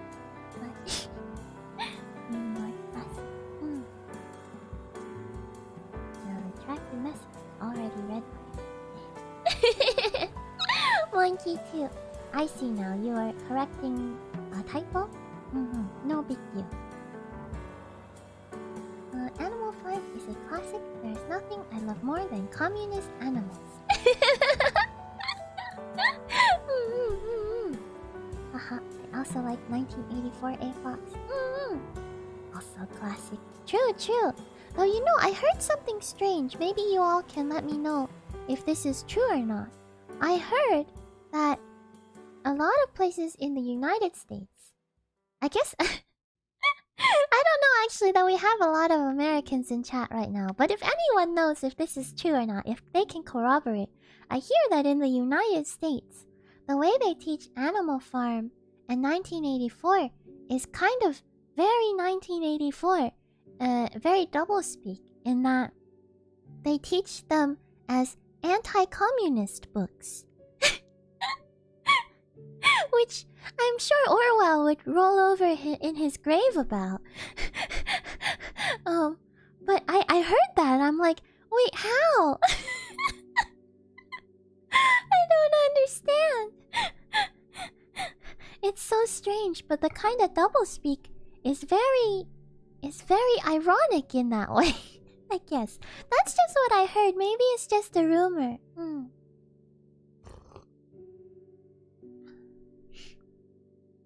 I'm reading this book of Marquis Lafayette, Hero of Two Worlds. Oh, the same Marquis Lafayette who was part of the... like a big part of the American Revolution? It feels kinda crazy. I've been here for 2 years and mainly just been a mindless chatter. That's what you could say about Monkey. Monkey's just a mindless chatter. And it's been great making Nal play Hellfire and tormenting her in Animal Crossing. No, the Animal Crossing thing was actually pretty fun, eh, Fox? Hellfire, though.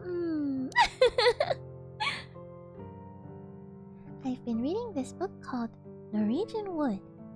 Very good book. Oh, what kind of book is it? Lullaby hype. Lullaby hype. So it is, Shatter. So it is.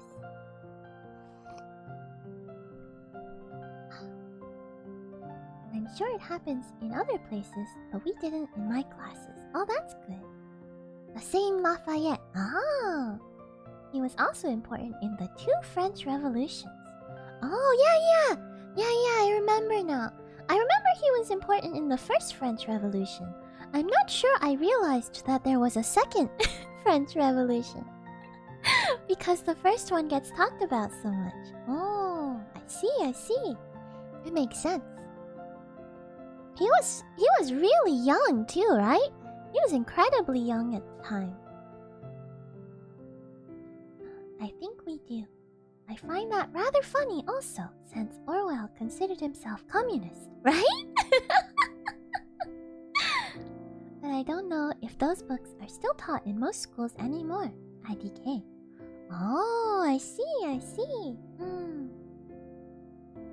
Well, being someone UK, it does kind of make sense considering Cold War and current events in Russia.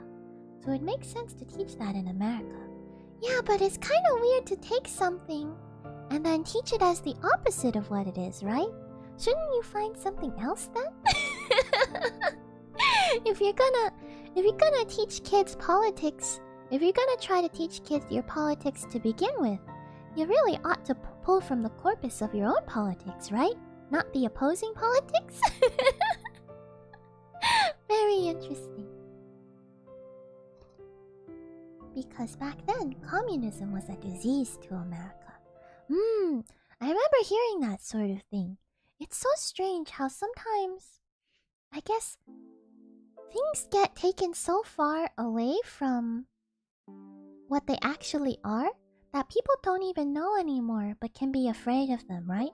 That's a lot of what xenophobia is about too, right? Not just about politics, but about, back in the day, people were very xenophobic towards people from different parts of the world and stuff, right? Also, I'm pretty sure Orwell was warning people about communism. Yeah. Well, there is that, but I think the nuance is there, right?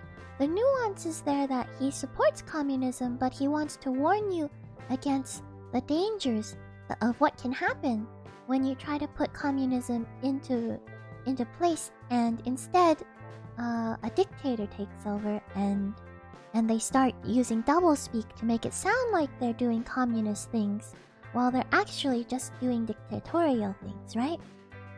That seems to be sort of the idea behind Animal Farm, right? The sort of the change in the speak from, 4 legs good, 2 legs bad to 4 legs good, 2 legs better. This sort of like strange change in the philosophy despite trying to like pull it over on the people. And then 1984 is very explicit about the doublespeak specifically, right? The sort of trying to say freedom is good, but like not actually giving people any freedom. It definitely seems like a very, at the time, very prescient criticism of countries that on paper called themselves communist, but seemed to have strayed from what actually communism is defined as. So that's a very interesting, and there is some amount of warning there then, right? Because a lot of what communism teaches as the way to implement communism is easily taken advantage of by dictatorial types. So there is a warning there about communism in a way. But it's not an anti-communist book. Which is what I hear it is sometimes taught as. The first one deposed the king, and the second deposed Napoleon. Oh, I see. The one after Napoleon. That makes sense. Thank you for being patient with me, Remus. Monkey has very bad memory and very bad history. I'm very bad at history, so trying to piece everything together can be difficult. Especially when it's across countries too. Monkey can never remember what was happening in France when whatever was happening in China or whatever, you know? I guess if we really want to split hairs, George Orwell was a socialist rather than a communist. Oh, interesting. I didn't know that actually. Oh. I don't think he was a fan of communism. Really? Because he went to... where was it? He went to fight for the communist side in a war that wasn't even in his own country. I can't remember which country it was. But they were having some sort of communist revolution and he left. He left his own home country to go fight for the communists, so I thought he might at least support them. Now's my chance to talk about politics in chat. Oh, that's true. We are getting kind of into dangerous territory, aren't we? Let's try to keep it very light if possible. Let's not get too deep. Because it's an interesting topic, but I think, you know, it's one of those delicate topics that we want to be careful with. The change in language, which is arguably going on today. Yeah, I think 1984, it resonates with people because it's something that people just do naturally, right? We've always done it to some extent. That's why we have things like white lies. You know, we have a term for white lies. That kind of thing. Doublespeak kind of captured that idea. And really gave a name to it. And I think that's why it resonates with so many people. You see it a lot in advertising. When you want to sell something, you gotta sell it, right? Like for interviews, they tell you the common question of like, oh, what is your biggest flaw? And you go, oh, well, you see, my biggest flaw is that I'm a bit of a perfectionist. Sometimes I go too far, you know? That's some doublespeak right there. And it's nice to have a word that kind of gets to that. And with that note, my politics is that we should have a global empire with Monkey ruling it with an iron fist. Eh?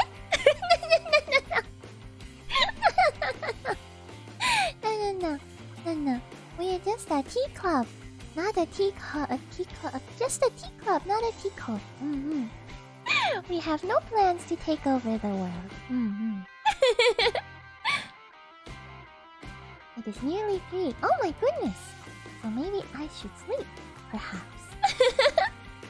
Good idea, A-Fox. Good idea.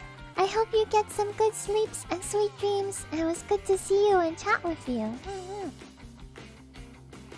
Are you learning, Monkey? Are you learning, Monkey? We did one, Ahiki. We did one. Maybe we can do one more. We'll see. I'll click on it soon, probably, hopefully, maybe. See you on Thursday. See you Thursday, A-Fox. See you then. Are you winning, son? But I didn't want to call daughter. Adiki, if it's allowed. I think I like monkey. I get it. I like it. I don't mind if you call me son either. Spanish Civil War? Was it the Spanish? I thought it might be, but I didn't want to say wrong. I for one welcome our new monkey overlord. Oh dear, oh dear. No, just monkey, just monkey.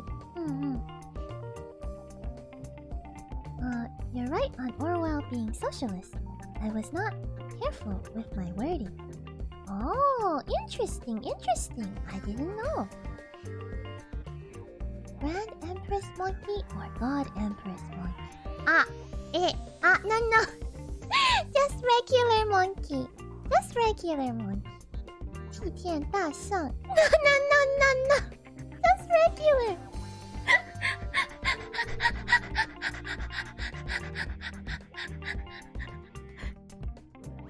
Just monkey. Oh dear. You see, my biggest flaw is not having any flaws. There's always that one person says that. My biggest flaw is that I don't have any flaws. So I have a hard time understanding other people when they're having a hard time. I just can't relate. Oh boy. That sounds like quite a personality. Is monkey more of a Naopal, or dare I say Naopolian Lamau? What is that? Wait, what is a Naopal though? Naopolian I got, but oh dear. Anyways, to sleep I go. Okay, Fox. Have a good sleep. Good night. Sleep well. It's like in court when a lawyer bring up that the defendant lied on their resume, because if they will lie about something little, they will lie on something big. It usually works on juries. You know, it's such a funny thing. Monkey has gotten to the point of, you know, monkeys lived for a few hundred years now, right? And when Monkey was a baby monkey, I never really understood why all the older monkeys were like, you know, it's fine. These people, they're just people. And they would forgive all sorts of crazy things. But like Monkey was like, why? They did something bad. That's not good. We can't support that. And in some ways, Monkey still understands that point of view. But Monkey feels like after these hundreds of years, I'm starting to realize why the older monkeys have always kind of been shoganai about it all. Like, yeah, it's fine, you know. Because people are imperfect, right? In the case of lying, I'm not sure that there's any person who's never told a lie, right? That would be very difficult. And almost unnecessary. Not that it's like a problem, but it's not something that, you know, I don't think it's something you need to like fall on your sword for. Is that what it's called? If you've told a lie once or twice. And the degree of lie you're willing to tell, like it's kind of a, what do they call it? A slippery slope fallacy to say that if you're willing to tell a small lie, you're willing to tell a bigger lie, right? Like Monkey Monkey actually does have trouble with lying. Monkey's always been a bad liar. And so I don't really try it very often. Monkey's parents know how they have stories of how bad Monkey was at lying as a baby monkey. And I have this thing where I am compelled. I always feel compelled to say things accurately and with precision. So lying doesn't come naturally to Monkey, but even Monkey has done some lying, right? Especially especially when it comes to kind of kukiyomu kind of situations, right? Like when it's the white lie, right? Where there's no strong reason why the truth needs to be known, and the lie will make people feel better. Sometimes Monkey does that a little bit, I think. At least I try to. I don't know if maybe I'm bad at it. But you know, that doesn't mean that Monkey would say lie on my resume, right?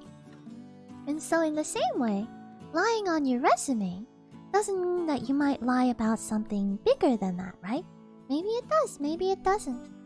I don't know if people can be classified into liars or non-liars, or that people have a threshold at where they will lie. You never know until you're in a situation, right? Whether or not you're going to lie. It's just something that happens in that moment. And sometimes those are bad lies, and sometimes they're okay lies. So it's very interesting that it does make sense, though, that it would be easy to fall into that slippery slope fallacy. I mean, that's why it is a fallacy. That's why people named it. So we have some way to tell ourselves, oh no, that natural inclination we have to assume one thing leads to another is not always true. Not always false, but it's not always true. Very interesting. She will be more clever and more merciful than Sultan Barber, and she will keep power in her hands until the happy day when, from her mountainous capital, shall emerge the Empress of the world. Empress now, the first among equals. Oh dear, no. Just monkey. Oh dear, Remus. I am just monkey. Indeed, quite a just monkey. quite a just monkey. I'm not sure if that's agreeing or not. Monkey plays Roblox? I've never played Roblox yet. I don't know much about it. I both agree and disagree. When somebody does something bad, they should be punished. You can't have a society without laws. And I know you're not saying that we shouldn't have laws. I'm rambling. Depending on the lie, they should be punished with varying degrees of punishment. While nobody's perfect, we have to punish bad things and reward good things. I understand where you're coming from, Mean Lord. And I... you know, this whole philosophy of ethics and justice, right? It starts to get really hazy. I'm not saying that people should be let off scot-free for doing something wrong necessarily. So much as... I guess the modern word for it is cancel culture, I guess? I don't know if I think people should be necessarily cancelled over certain discretions. Maybe they should, maybe they shouldn't. Maybe there's a line that can be crossed, and then cancel culture is okay, but I'm not sure, you know? It's one of those things, I feel like I don't have the answer, you know? Back in the day, Monkey I thought I had all the answers. I knew exactly the way that, you know, ethics and justice should be handled. But now Monkey's not quite so sure that there is really a right way. In some ways, the more Monkey thinks about it, ethics is a heuristic that people came up with, or rather, a heuristic that's naturally inbuilt into people's brains, I guess, or however you want to say it. It's something that comes naturally to us because social peoples, at least social creatures like humans and monkeys, we need some way to make sure that society works smoothly, right? And heuristically, having something like innate sense of ethics helps that happen. You know, helps make sure that people stay good to each other. But in the end, it's a heuristical system, right? It's not something that objectively exists in the world. And so the more you try to break it down as some sort of maths or science, the more it starts to becomes something that is a lot hazier than you realize, and maybe cannot be strictly defined, right? Because when you try to codify it, you start to move away from the purpose of it, you know? It becomes more, how do you say? It becomes more following the letter of the law than the intention of the law. And ethics aren't even laws to begin with, right? Even considering it a law is already codifying it to the point where it's more trying to be more about the system than about, I guess, the actual human to human or monkey to monkey interactions, you know? I'm not sure if I make a lot of sense, but it's kind of like how you start to realize when you're with people you know personally, right? Everything tends to be more case-by-case basis, right? There are things where your friends, sometimes they do something, and you're like, that's not okay. You need to apologize and make up for it, you know? And sometimes with your friends, you're like, you know, I know you didn't mean it, so I'm gonna let it go this time. It's okay, you know? And that's all very context dependent. That's all very human to human, monkey to monkey. It's all very on the level of like normal social interaction, you know? Where you're interacting in groups of the normal size that a social group might be, versus like huge sizes, like governmental sizes, national sizes. Getting to the point where these are strangers where you have absolutely no real connection to them. And that's when ethics starts to become, rather than personal interaction, it starts to become this sort of justice thing, right? Because between you and your friend, like, if your friend eats your pudding, let's say, you had some pudding in the fridge and your friend ate it, and you're like, man, how could you do that to me? And you either go, you owe me a new pudding, or, you know, this time it's okay. I understand, it's okay, but try not to do it again, okay? You know, that kind of thing. That's just normal social interaction, right?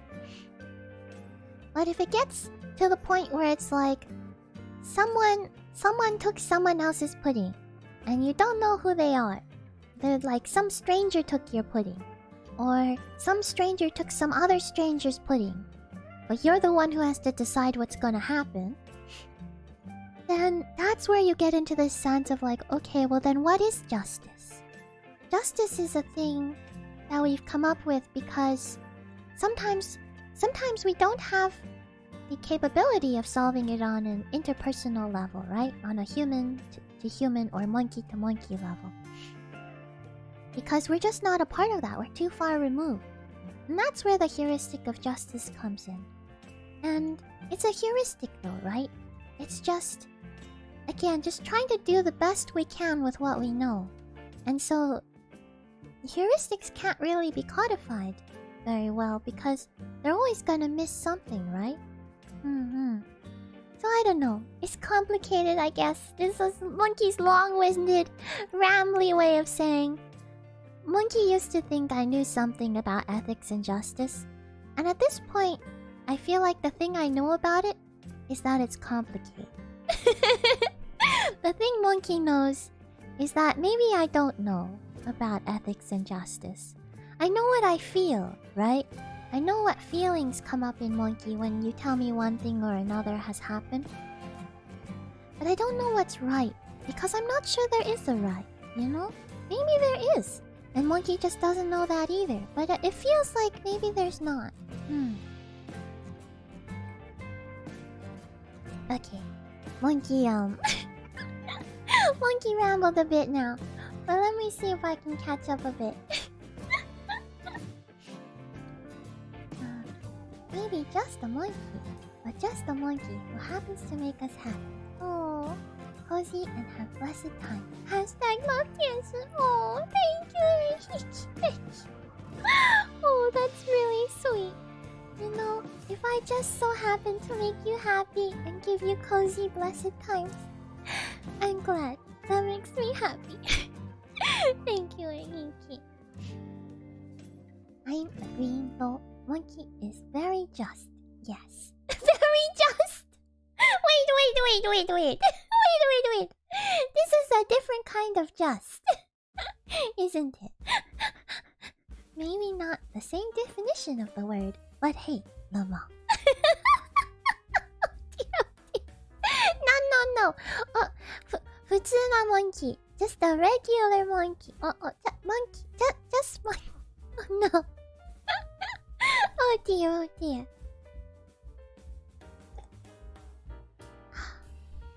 I think there is a line not to be crossed. But how do we set the line, Mimoloi? How I handle the friends.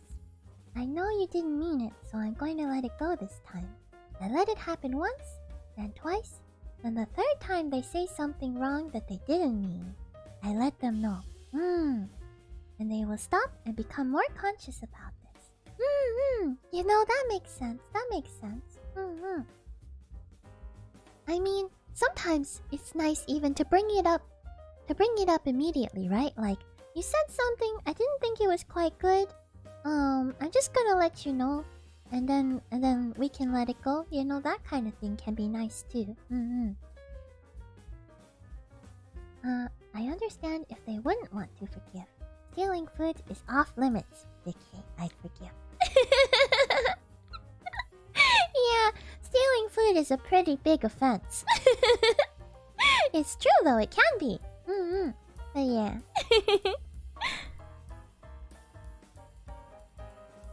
Haha. Well, there are things that are just bad. I think most of the time it's depending on what it is and how often it occurs. There are different ways to respond. Right. You know, in some ways, similarly, in some ways I agree, in some ways I disagree, right? I feel like an objective bad is hard to pin down. But if you knew all of the nuances of a circumstance, judging something as good or bad may be something that you could do and most people would agree, right? There are definitely certain things where given the circumstance, you might say is good or bad. But the question is, how much of the picture do you need in order to judge it good or bad, right? And also, how much of a degree of good or bad is it? To the point where it should affect other things too, right? It's one of those things where I think good and bad are useful concepts in helping you decide what to do in the world. Because if we didn't have concepts of good and bad, how are we even gonna know what to do, right? So it would be a little chaotic, a little bit difficult. You'd have to judge everything bit by bit. That's why we have heuristics, right? You can more or less say, okay, in general this is good, in general this is bad. And so we'll follow that, right? But at the same time, there are concepts that are made up for that convenience, right? So I feel like judging a certain action as good or bad is like, can get to the sort of minimalist, like if you think about it too much, you start to be like, well, okay, so this is bad, but in this situation, that same action, for example, could be good. Like if someone stole your pudding, but the truth was that for some reason they knew that you couldn't eat that pudding, that it would be very bad if you ate that pudding. Maybe it had something in it you were allergic to or something, right? So they took it. But they took it without telling you, and they should have told you. But that doesn't make it bad that they didn't tell you, right? So suddenly this thing that would have been, oh, that's not good, has become, oh, okay, well, you should have done differently, but that's not bad, right? They were just looking out for you. So sometimes an action of, like, say, taking something that's not yours, can, with context, become something that's not necessarily bad, but maybe not done well, not performed well. And so a lot of actions can be like that, right? However, then you might say, okay, then intent matters, right? If intent matters, then that starts making things even more complicated, right? And so it's hard when you're trying to formulate what good and bad is. And that's what justice and ethics are about, trying to formulate good and bad. It's hard to say for sure, even though you can make generalizations. And that's what our heuristics are about. Heuristics are just generalizations. And that doesn't make them bad. It just means we need to be cognizant of the fact that that is what they are. And in some ways, you know, I don't know. In some ways, just being cognizant of that helps.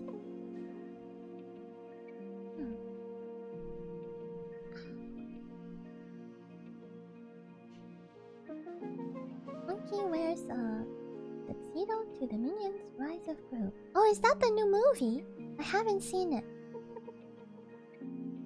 Depending on where it is and how often it occurs.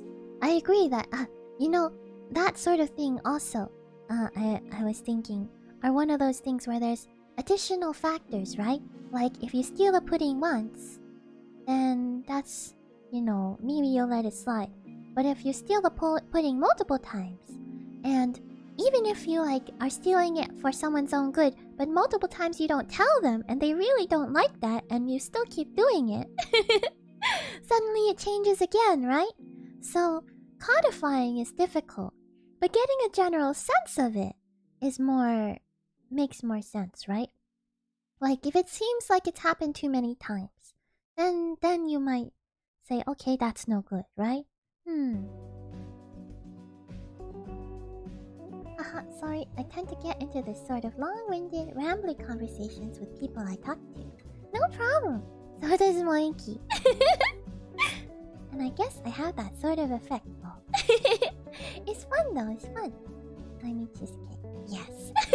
You like that idea? I think, and now I'm talking off the very top of my head, like thinking out loud, a good way to know good and bad is bad things are destructive. Something that is bad will destroy, like friendship or people.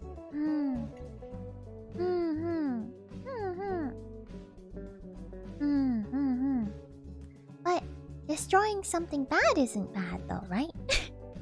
I see what you mean. But Monkey likes to sometimes play the devil's advocate because I think it helps to draw out the nuances of what you're really saying too, right? Cause like, what if what is destroyed is, say, a fence between two people in a way, and in doing so, it creates a new relationship, right? Life is about this yin-yang of destruction and creation. You cannot have creation without destruction, because creation is literally just change, and change is both destruction and creation at the same time. Or what if you're cutting off a relationship between someone who is in an abusive relationship with their abuser? That's a destruction of a friendship, but it's an important destruction of a friendship because it is much healthier for the victim and maybe even for the abuser for that relationship to be severed. Which really, this is why America has a court system. Yeah, that's why a lot of, most cultures have some sort of justice system, right? I don't think you can live in a society without some sort of justice system because once you get big enough, things cannot be handled on an interpersonal basis. They have to be handled on a more societal basis. And then you have to start putting on those layers of abstraction, right? And trying to come up with a system that'll work and be fair. To punish the bad, but also get the details and get an opinion from multiple people, the jury. It's like we need these systems. They're not perfect, but they're the best we've got, you know? So we're trying our best. But in some ways, I think these systems will always be imperfect, right? There will always be flaws in the system because it's a system that's trying to do something that might be an intractable problem, as they say. It's not something that you can really, really have a good solution to, a perfect solution every time. But you can try your best to get as close as possible, like you said. Like by trying to get more perspectives and things like that. I guess that's why the systems always end up surprisingly complicated as well. And you can always criticize them. And there's always things they need to improve, but they're trying, I guess. Philosophy and ethics with Tianshi now, featuring Duolingo. Oh dear.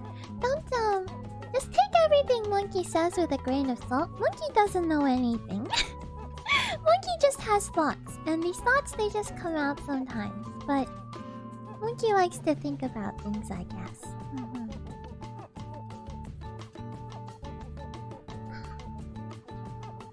Haha, yep, I tend to bring a lot of conversations to philosophy. Brought it to the stream, and I am proud of it. I appreciate it. Monkey does kind of like philosophical conversations and thoughts and stuff. It's very interesting to Monkey. However, Monkey has caught up to chat, and we still have about 40 minutes left till Monkey has to run. So maybe we will try clicking on another one of these Duolingo lessons, huh? If we get through to this stream, that'll be one more than last stream, and so that's progress, right? Progress. Acknowledging the lack of knowledge is step 1. It's Socrates, right? You might say it's Socrates, but I think there have been a lot of philosophers throughout the human world in various parts that kind of think the same thing. In some ways, it's very zen to acknowledge the impossibility of knowing.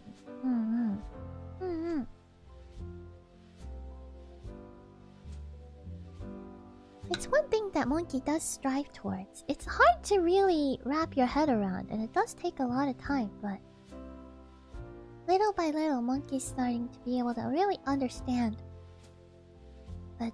the extent to which Monkey knows nothing. And the hardest part about that is saying, I guess that's fine. I guess Monkey can know nothing and yet still keep doing. Still keep going somehow. Word of the day. However. Yeah. It's a good word. It's a good word. Yeah. Wise is the man who knows how much he doesn't know. That's... it's actually kind of true too. One thing that's really cool about that is that it's also kind of scientifically... At the very least, some science has done surveys that show that when it comes to being skilled at something, for example, when you're new to something, you know that you're new. You know you're not good at it, but you will greatly overestimate how much you know about that skill or topic at the very beginning. You'll be like, "Oh, I'm new to this. I only know I'm only 5% good or something like that." When you're still only 2% good, 1% good, your ability to evaluate your own level at that skill tends towards high overestimation. And as you get better and better at a skill, you become more and more accurate at determining your skill level. And eventually you do get to a point where you can accurately say, "Oh no, I'm about 25% good at this," and you actually are 25%. I don't know what the numbers are, I'm just giving them for example. But there's a point where on average people will be able to accurately assess their skill or their knowledge level in a certain domain. However, past that point, if you continue to develop that skill or domain, you start underestimating. And so you underestimate more and more. And so you start to be like, "Oh, I don't know, I'm not really good at this. I'm about, 50% good at this," when you're actually 75% good at this. And there's this trend line where the more you know about something, the less you kind of think you know compared to where you're actually at. Which is really interesting to Monkey. Because there's the above average effect, right? Is another common thing. Most people, no matter what, like if you ask 100 people, do you think you're better or worse than average at XYZ, right? More than 50% will say they are better than average. Which means some of those people are wrong. Some of those people might be right. But at least some of those people are wrong. So there's that. But it's like this very interesting trend. And so in some ways, Monkey's goal is to get to the point in life where I'm consistently underestimating myself because I'm actually better at it than I think I am. The problem is you'll never know. It's impossible to know. That's another one of those paradoxes you can't get caught up in. I don't know if any of you have watched Haibane Renmei. Haibane Renmei is one of my favorite anime. And one of the things that they address is this idea of... they call it... They translate it in English to the cycle of sin or something like that. But really what it is this paradox of judgment. This paradox of judging yourself causes you to go around in circles because you think to yourself, oh, I'm such a good person. But then if you think you're a good person, you must be kind of egotistical, right? So then you must be a bad person. But if you think to yourself, oh, I'm such a bad person, oh, then you must be very humble and conscientious, and therefore you must be a good person. And it kind of goes round and round, and the question is, how do you break out of this cycle? How do you know? Am I good? Am I bad? It's impossible, right? All by yourself, it's an impossible thing to do. And I won't say too much more about the show's conclusion to how to resolve that paradox, because it's so really good. So if you like this sort of thing, I highly, highly recommend this show. Haibane Renmei. It's if you want to look it up, it might be easy. In English, I think the translation is Charcoal Feather Federation. Feather like a bird's feather. Charcoal Feather Federation. Very good anime. Highly recommend. There's also a manga. I haven't read it yet, but I'm sure it's good too. But yeah, so that whole paradox is very interesting. Very interesting. And you know, part of Monkey's response to it, not necessarily the anime's response, but part of Monkey's recent feelings is one of the things you can do is just kind of let go. It's a little bit zen. It's like that can be true, and there can be no answer, and that's okay, you know? It'll be okay. I guess you might call it a little bit nihilist. I've heard that nihilism has strong Buddhist influence. Like it came actually from those sort of Buddhist philosophies being translated into a more Western context. But yeah, I think it's kind of... Monkey's trying to be a little zen. Practicing little by little.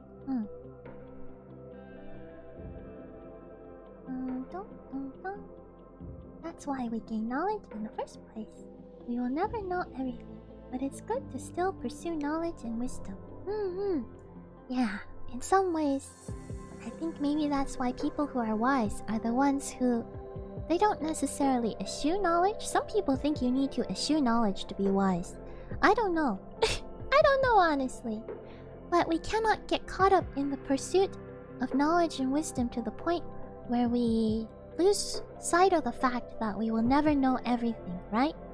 There's that balance to be made. To me, that's also Zen. That's also like yin-yang. It's like balancing these two forces. I saw the thing about skill. I love that, TVH. Me too! I love that so much. Something about it, you look at it and you're like, you know... Yeah, that makes sense. You'll never know where you are on the line but it makes a lot of sense. The Dunning-Kruger effect is wild. Oh, is that the one? I'm always bad at keeping track of the names of these studies. Case in point, I tried to spell it without looking the name up. Lama. Oh, I see. Spell. It keeps happening. That's okay. Dunning-Kruger. That does sound familiar. Dunning-Kruger.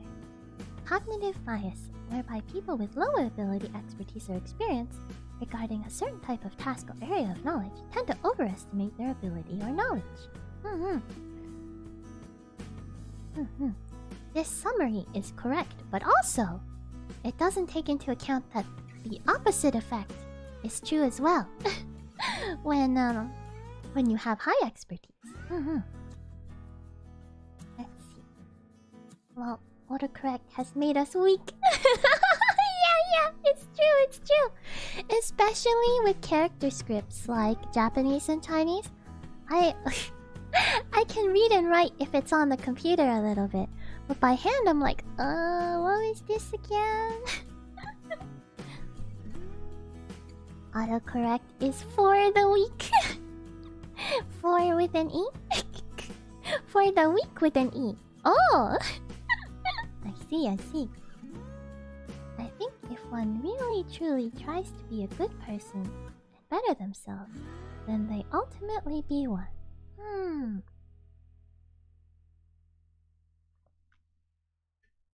Well, you know me, Lord. I have this feeling personally. I have this...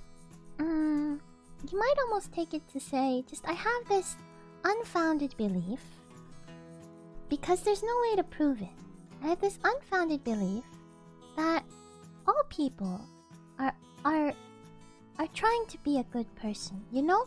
Everyone is out there trying their best. Trying to do the best that they can, you know? With what they're starting with what they currently have. And sometimes it doesn't come out great. And sometimes they do things they wish they hadn't, or they make mistakes. Or they're set up in a bad way, like because of their past history, they're more inclined to say things that can be kind of mean, right? But I don't know that I believe anyone's really trying to be a bad person, right?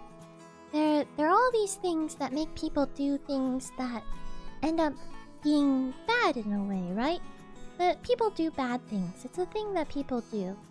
But it's not because they're trying to be bad per se. I think most people are trying to be good. In fact, I think all people are trying to be good. It just comes out wrong sometimes, and people make mistakes. And so, I don't know. Sometimes trying to be good can lead you down a really wrong path too.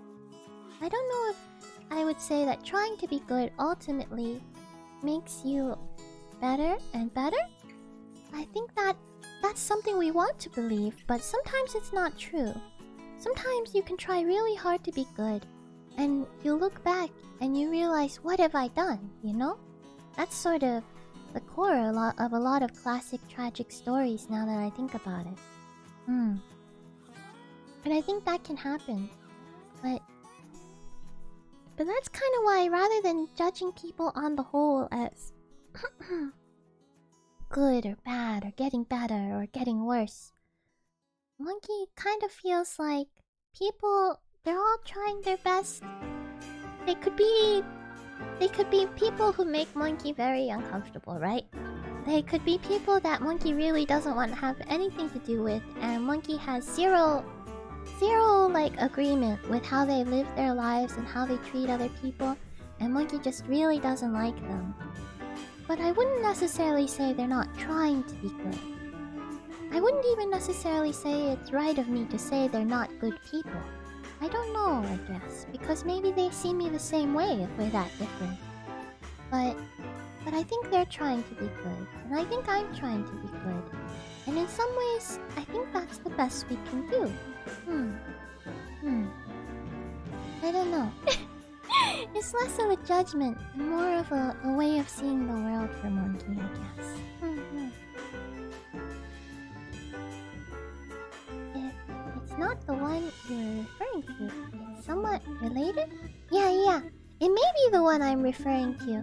I didn't continue reading past the initial summary, so it might be the same, or it might just be one of the studies that studies this effect, right?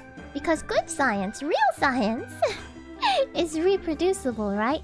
So even though an effect may be named after a study, there may be many other related studies supporting that effect and giving it nuance and extending it, that sort of thing. So I don't know if it's the same or not, but it's definitely related.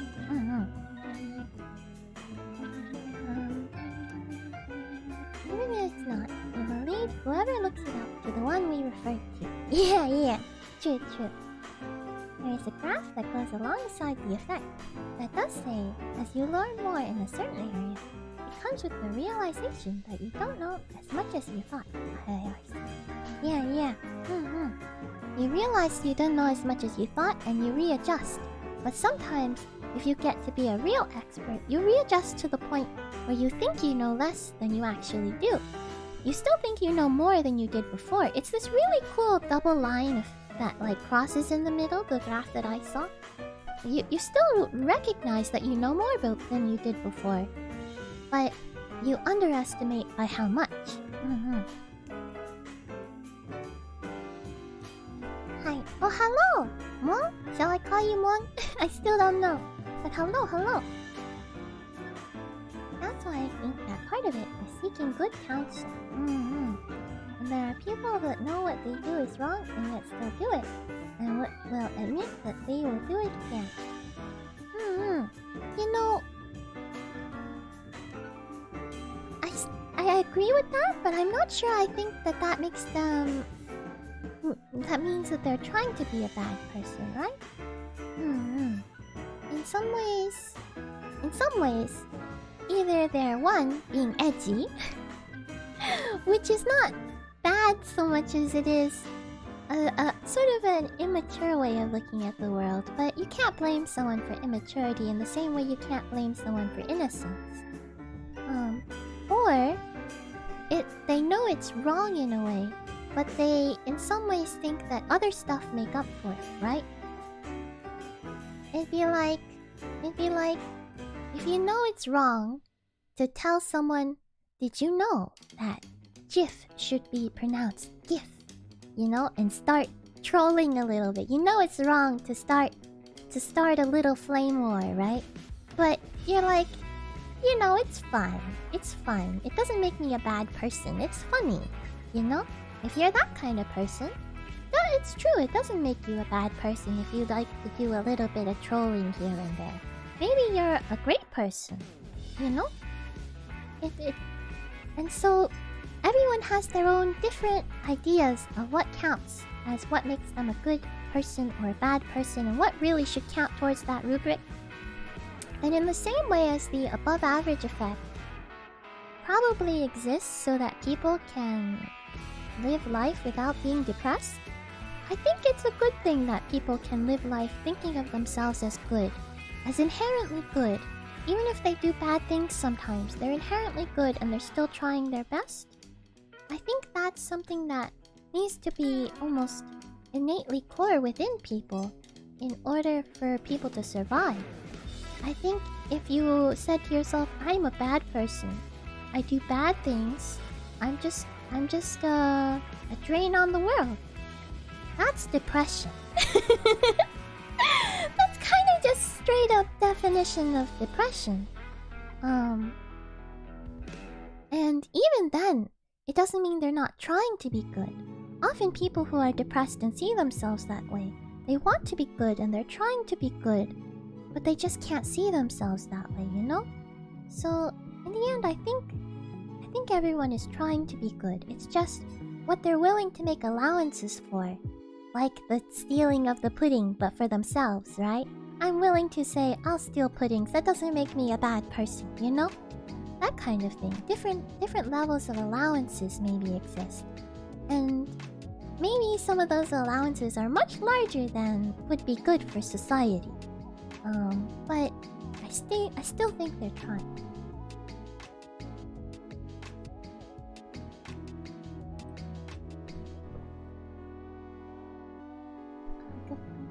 A study that has only happened once is not really credible. People repeating the study in sometimes different ways is actually part of the scientific method, I think. I believe the scientific method, it specifies reproducibility in an exact way. So not in the different way, but in the exact way. If it can be reproduced with the exact same setup, but say different subjects, then that is acceptable. If it cannot be reproduced, then the scientific method says that it is not a conclusion that you can make. So a single experiment is actually not enough for the scientific method. It needs to be a series of reproducible experiments to be scientifically proven. However, part of what the scientific method encourages is building off of prior experimentation, prior proofs, to build up new ones, new related proofs. Because once you prove something small, then you can use that to prove something bigger, right? So I think that's also a part of it. And also just being able to look at the same problem from different angles. Hello, Mom. Yeah. Not that they are trying to be a bad person. Sometimes IDK. But more that they don't care. I wonder. Maybe. I wonder if there are people who just don't care. I guess so. But I think that's also interesting because the question of don't care. There's like ways that don't care is good and ways that don't care is bad, right? Like if you're saying I don't care about other people, then that tends to be negative for society as a whole, right? And that's what ethics is about, making society work. But if you're like, I don't care because I don't want to like impose too much on myself or the world, that's a different kind of don't care, right? It's like again, that's the point of Zen actually, to be like, you know what? It's you can care and not care at the same time. I don't know. Zen is confusing. I'm just trying to learn it. And now I'm getting a little excited. That point goes to the question of, does the ends justify the means? I'm not gonna answer the question right now because I want to hear your answer. Oh, I think I know what your answer might be, but I still want to hear it.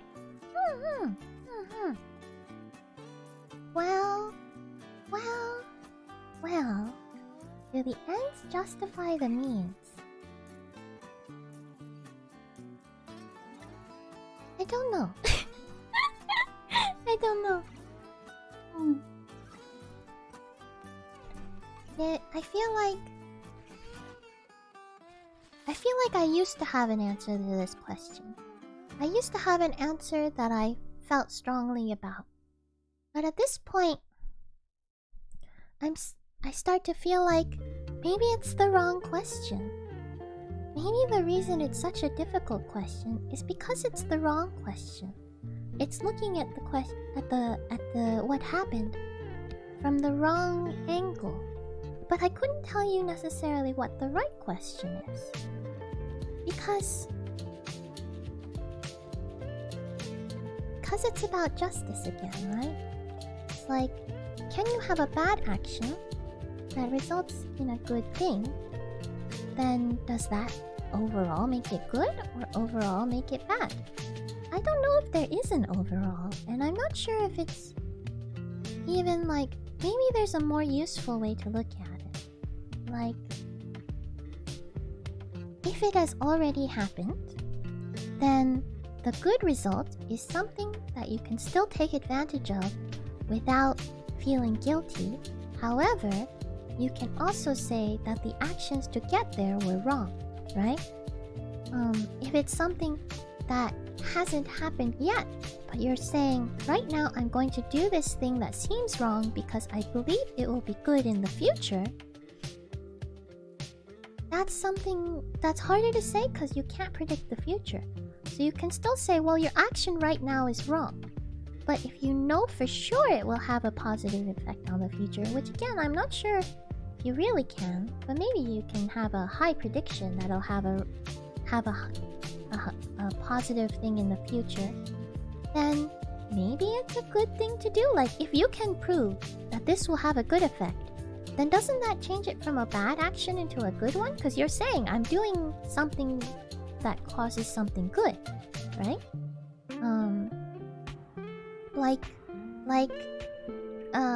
For example, if you're doing surgery, cutting someone up is probably a bad idea most of the time. But if you're saying, no, 95% of the time, this is a good thing for me to be doing, then it becomes a good action, right? Now, then the question is, okay, what if it's hazy? What if you're doing something with a good intention, saying, I think it will be something good, but I don't know for sure? Well, then you can only judge it in that moment, right? You can only judge what you know in that moment. And from Monkey's point of view, maybe that's why it's asking the wrong question. Because rather than asking, do the ends justify the means? So if I do this right now, this thing that's bad, but I think it'll do something good in the future, maybe the correct question to ask is there something better we could do? Like, if this person is injured, and I think I can cut them up and make them better, but I'm not sure, maybe what we should do instead is say, well, rather than trying to decide if that's justified, should we instead try to figure out if there's someone who does know better than we do, and that we can get them in time to help this person, right? Maybe it's just the wrong question. I don't know. In different ways, I meant change some of the variables too. I'd say my brain is wet sometimes. No, that makes sense, that makes sense. Talking about very particular things using, using language. Language is imprecise, right? So there's bound to be some misunderstanding. I think I get what you mean now, right? Like, you keep the process the same, but there are like the important variables to hold constant, right? And then there are the variables that hopefully don't matter. And if you change the variables that don't matter, it shouldn't affect the result, right? Like, if I perform an experiment here, then it should still work where you are, assuming location is not an important variable. And if it does change, then we know it is an important variable. That kind of thing, right? That makes sense. Yeah, well, it's a question I've been thinking about lately. Thank you, your lessons. Oh, Best Squid, you're right. Oh dear. Oh dear. Oh dear. Thank you, Best Squid. Yes, we did one lesson so far. Looking at the time, we have about 13 minutes left in stream.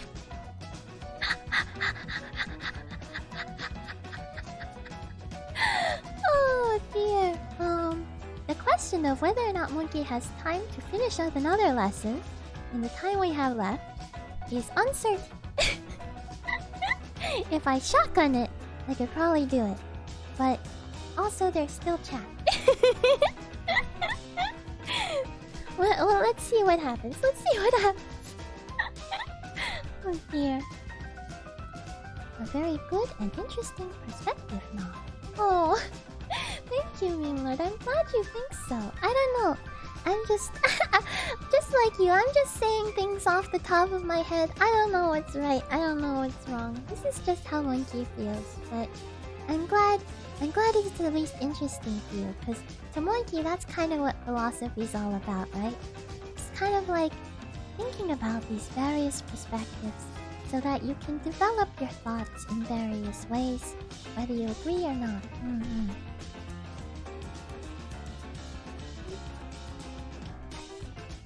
Sensei, no. Sensei! No, I am not Sensei. I am just Monkey. Just a regular Monkey. Lessons? We should probably discuss the time. Yeah. Yeah. We've not got a lot of time left. Should I shotgun it? What do you think, chat? Should I shotgun one more lesson just so that we'll have done one more than last time? Oh, geez, sorry. No problem at all. Monkey really loves chatting with y'all. And this is exactly the kind of thing that Monkey, the reason I started streaming was because Monkey wanted to interact with all sorts of people and have all sorts of conversations and stuff. And so I really enjoy this actually. So I don't think you should apologize. I guess I should apologize for always telling you I'm going to do Duolingo. I'm going to play this game and then not actually doing it. Maybe that's one of Monkey's little lies. Sometimes I lie about the content of the stream. The intention was there. The intention was there though. Speed run. Alright, we're gonna speed run it. Let's do it. I think I can get one more lesson in before the end of stream. Restar. Oh, and it'll be our last Restar. Restar 2 lesson. So let's give it a try. Let's go. Arigato means thank you. Oh, thank you. Arigato. Genkin. Soba. Oh, soba is tasty. Monkey's already distracted. Ishi. Which one of these is cash? Genkin, I suppose. 現金 Genkin. そば Soba. 石 Ishi. 現金 Genkin. Kiku. Yep, I had fun talking by the way. Thank you, me too. Perhaps we should have asked for Duo's input on any of this. That's true. Good luck. Thank you, Best Squid. Alright. 現金で払います Genkin de haraimasu. Haraimasu to withdraw, I think? 払います Oh, to pay. Haraimasu. I'll pay with cash. Oh, genkin specifically means cash. Oh. Genkin de haraimasu. Pay with cash. 別々に払いましょう。別々に払いましょう。別々？別々に。別々に。Oh, I see. That's important. We'll pay separately. 別々に払いましょう。Oh, let's pay separately. I missed the ましょう. I saw it just as I hit enter. Okay. 広島は面白い都市です。広島は面白い都市です。都市はところですね。都市。都市はシティ。OK。広島 is an interesting city. Oh, this is a review exercise. I'm supposed to know this already. 広島は面白い都市です。そうですね。彼らは別々に支払った。彼らは別々に支払った。So why is it 支払った instead of just 払った? I don't know. Okay. They pay separately. 彼らは別々に支払った。誰が払うの？誰が払うの？ Who is paying? 誰が払うの？ Who is going to pay? よく外食しますか？よく外食しますか？よく外食しますか？ よく外食。So 外食 means like foreign food. します。So to make foreign food? よく？よくよく。よく can also mean often or a lot. Oh, I did not know that. That makes a lot of sense. Okay. Do you make a lot of foreign cuisine? 外食しますか？Not foreign cuisine. 外食しますか？外食 is to eat out. Do you eat out a lot? あー、よく外食しますか？interesting, interesting. 犬は私の足を噛んだ。犬は私の足を噛んだ。噛んだ？噛んだ。See, this is on the 噛んだ left is a mouth and on the right is a tooth, so I thought it had something to do with teeth. 犬は私の足を噛んだ。噛んだ。Oh no. The dog bit my leg or foot, I guess.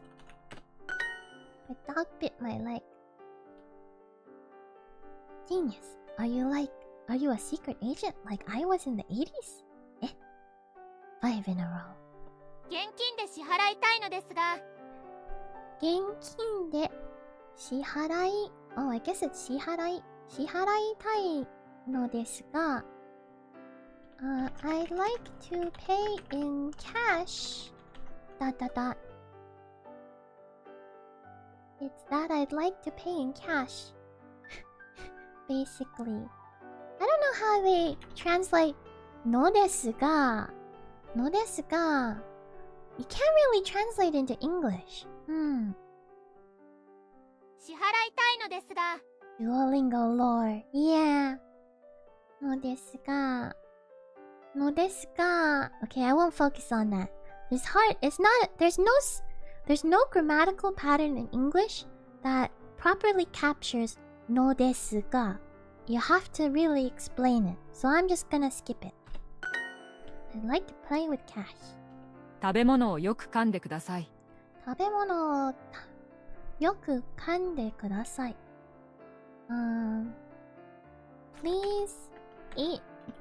Please chew the food well? Please chew the food well? 食べ物をよく噛んでください。Okay. Yes, Lord. Yeah. Kami. Correct characters. Well, this is one was the 金柑。現金。現金。And this is the 支払い。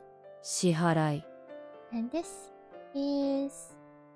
Oh, I knew this one. 質。質？like 質問の質ですか？ I don't know. 紙。So this is 紙。Oh, 紙。Okay. Continue. 紙 to buy. 噛みました。Oh my goodness! Sorry, light bulb moment. 八くじ from 物語 her catchphrase has part of it something を噛みました I think she says I bit my tongue. That's what 噛みました That's wonderful. Now I can understand. Okay, keep going. Ding! Okay, this is 氷, but they're going to call it 氷. 氷. 支払い. Pay. 足か? We'll get back to it. 現金. Cash. 紙. This is the one. 紙. 噛みました. 紙. So this must be 残し I don't think I remember 残し What that means. 私たちは別々に払います。私たちは別々に払います。We will pay separately. Separately. We have a typo. Yes, thank you. 10 in a row. Impressive, huh, Zari? Oh, she has a name. Zari? Oh, and she's amazing. Keep going. She's cute. Okay, matching pairs. Something I forget. This one, shiru. 汁。現金。現金。紙。紙。And this was 支払い。支払い。Ah, 進め。We just did this one last time. I forget already. 進め。進め。外食したくないです。外食したくないです。したくないです。したくない。しなかったしたくないです。I don't order out. I didn't order out. 外食したくないです。I didn't order out. I do not want to eat out. したいくない。したいない。したくない。That's where the ta comes from. 外食したくないです。OK。彼女は食べ物をよく噛まない。彼女は食べ物をよく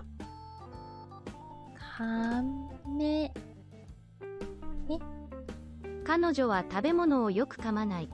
噛まない噛まない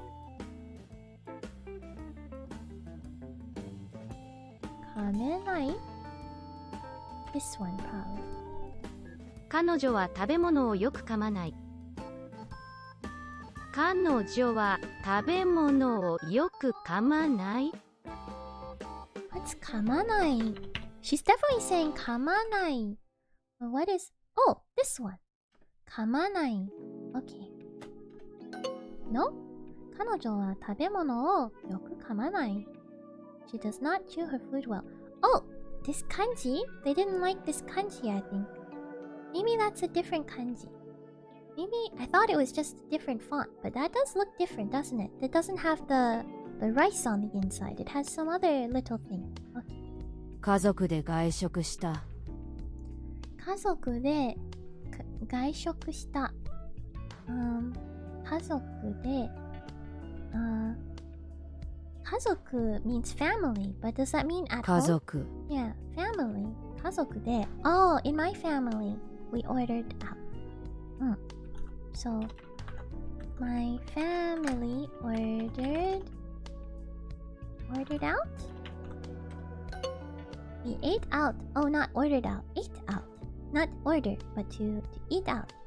Oh, 家族で外食した。Oh, I see, I see. We ate out together. As a family. Deep breath. I believe in you. Thank you, Duo, but why do you look so depressed? Monkey's feeling okay. 彼女は金時計を現金で買いました。Oh boy. This one's harder than Monkey expected. 彼女は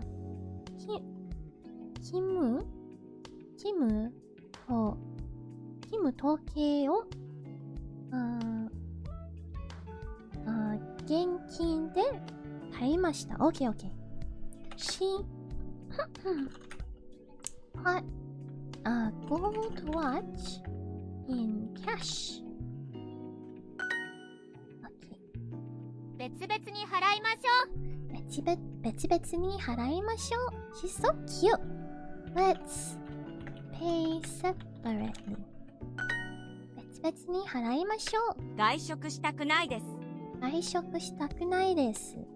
I don't want to order or to eat out. The only thing is, I'm cheating a bit because I remember what they said before. 外食したくないです。Don't want to eat out. 彼女は食べ物をよく噛まない。彼女は食べ物よく噛まない。There we go. That's the proper one. Monkey always forgets you can do that. 噛まない。What's different? 彼女は食べ物を I forgot the O. Silly monkey. Okay. 家族で外食した。We ate out as a family. Is what they said. 家族で外食した。彼女は食べ物をよく噛まない。彼女は食べ物をよく噛まない。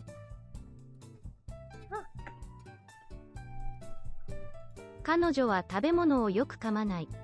彼女は食べ物をよく噛まない。Okay. Phew. Oh boy. Alright. Barely. Okay, we're a few minutes over. Monkey was a little slow at this one, but you know what? Oh, now get harder learning content. Is that what that means? No, that's alright. Short quiz to see how much you learn. No thanks. Okay. Phew! Alright. Okay. Alright. Let's go back to the comfy room. Oh boy. Hooray! Thank you, Best Squid. Alright. Oh boy. They actually threw a lot of things at Monkey that I didn't know, which was really nice actually. So yeah, Monkey learned some stuff. Alright. But now we're about 5 minutes over time, so I guess it's about time. As sad as I am to say it, I think it's about time. It's about that time that Monkey should start signing off. So I want to say thank you all so much for coming. Today was a lot of fun. Thanks for talking with Monkey and putting up with Monkey's ramblings. And I hope to see you all next time. Thursday. Hope to see you all soon. I'll try and pop in some of the future streams. Sounds good. Thank you. It's good to see you. Thanks for the stream. See you Thursday. Best Squid. Thank you. Okay. And so, with this meeting of the TSD Club is now officially adjourned. Thank you all so much for coming. Thank you for the stream now. It was really interesting hearing Monkey's philosophy. And Duolingo too, lol. Oh dear, thank you. Hashtag love kids. Oh dear, thank you. I'm glad you had a good time despite Monkey's rambling. Bye, Best Squid. And bye, everyone. Monkey's gotta run. Bye. Bye.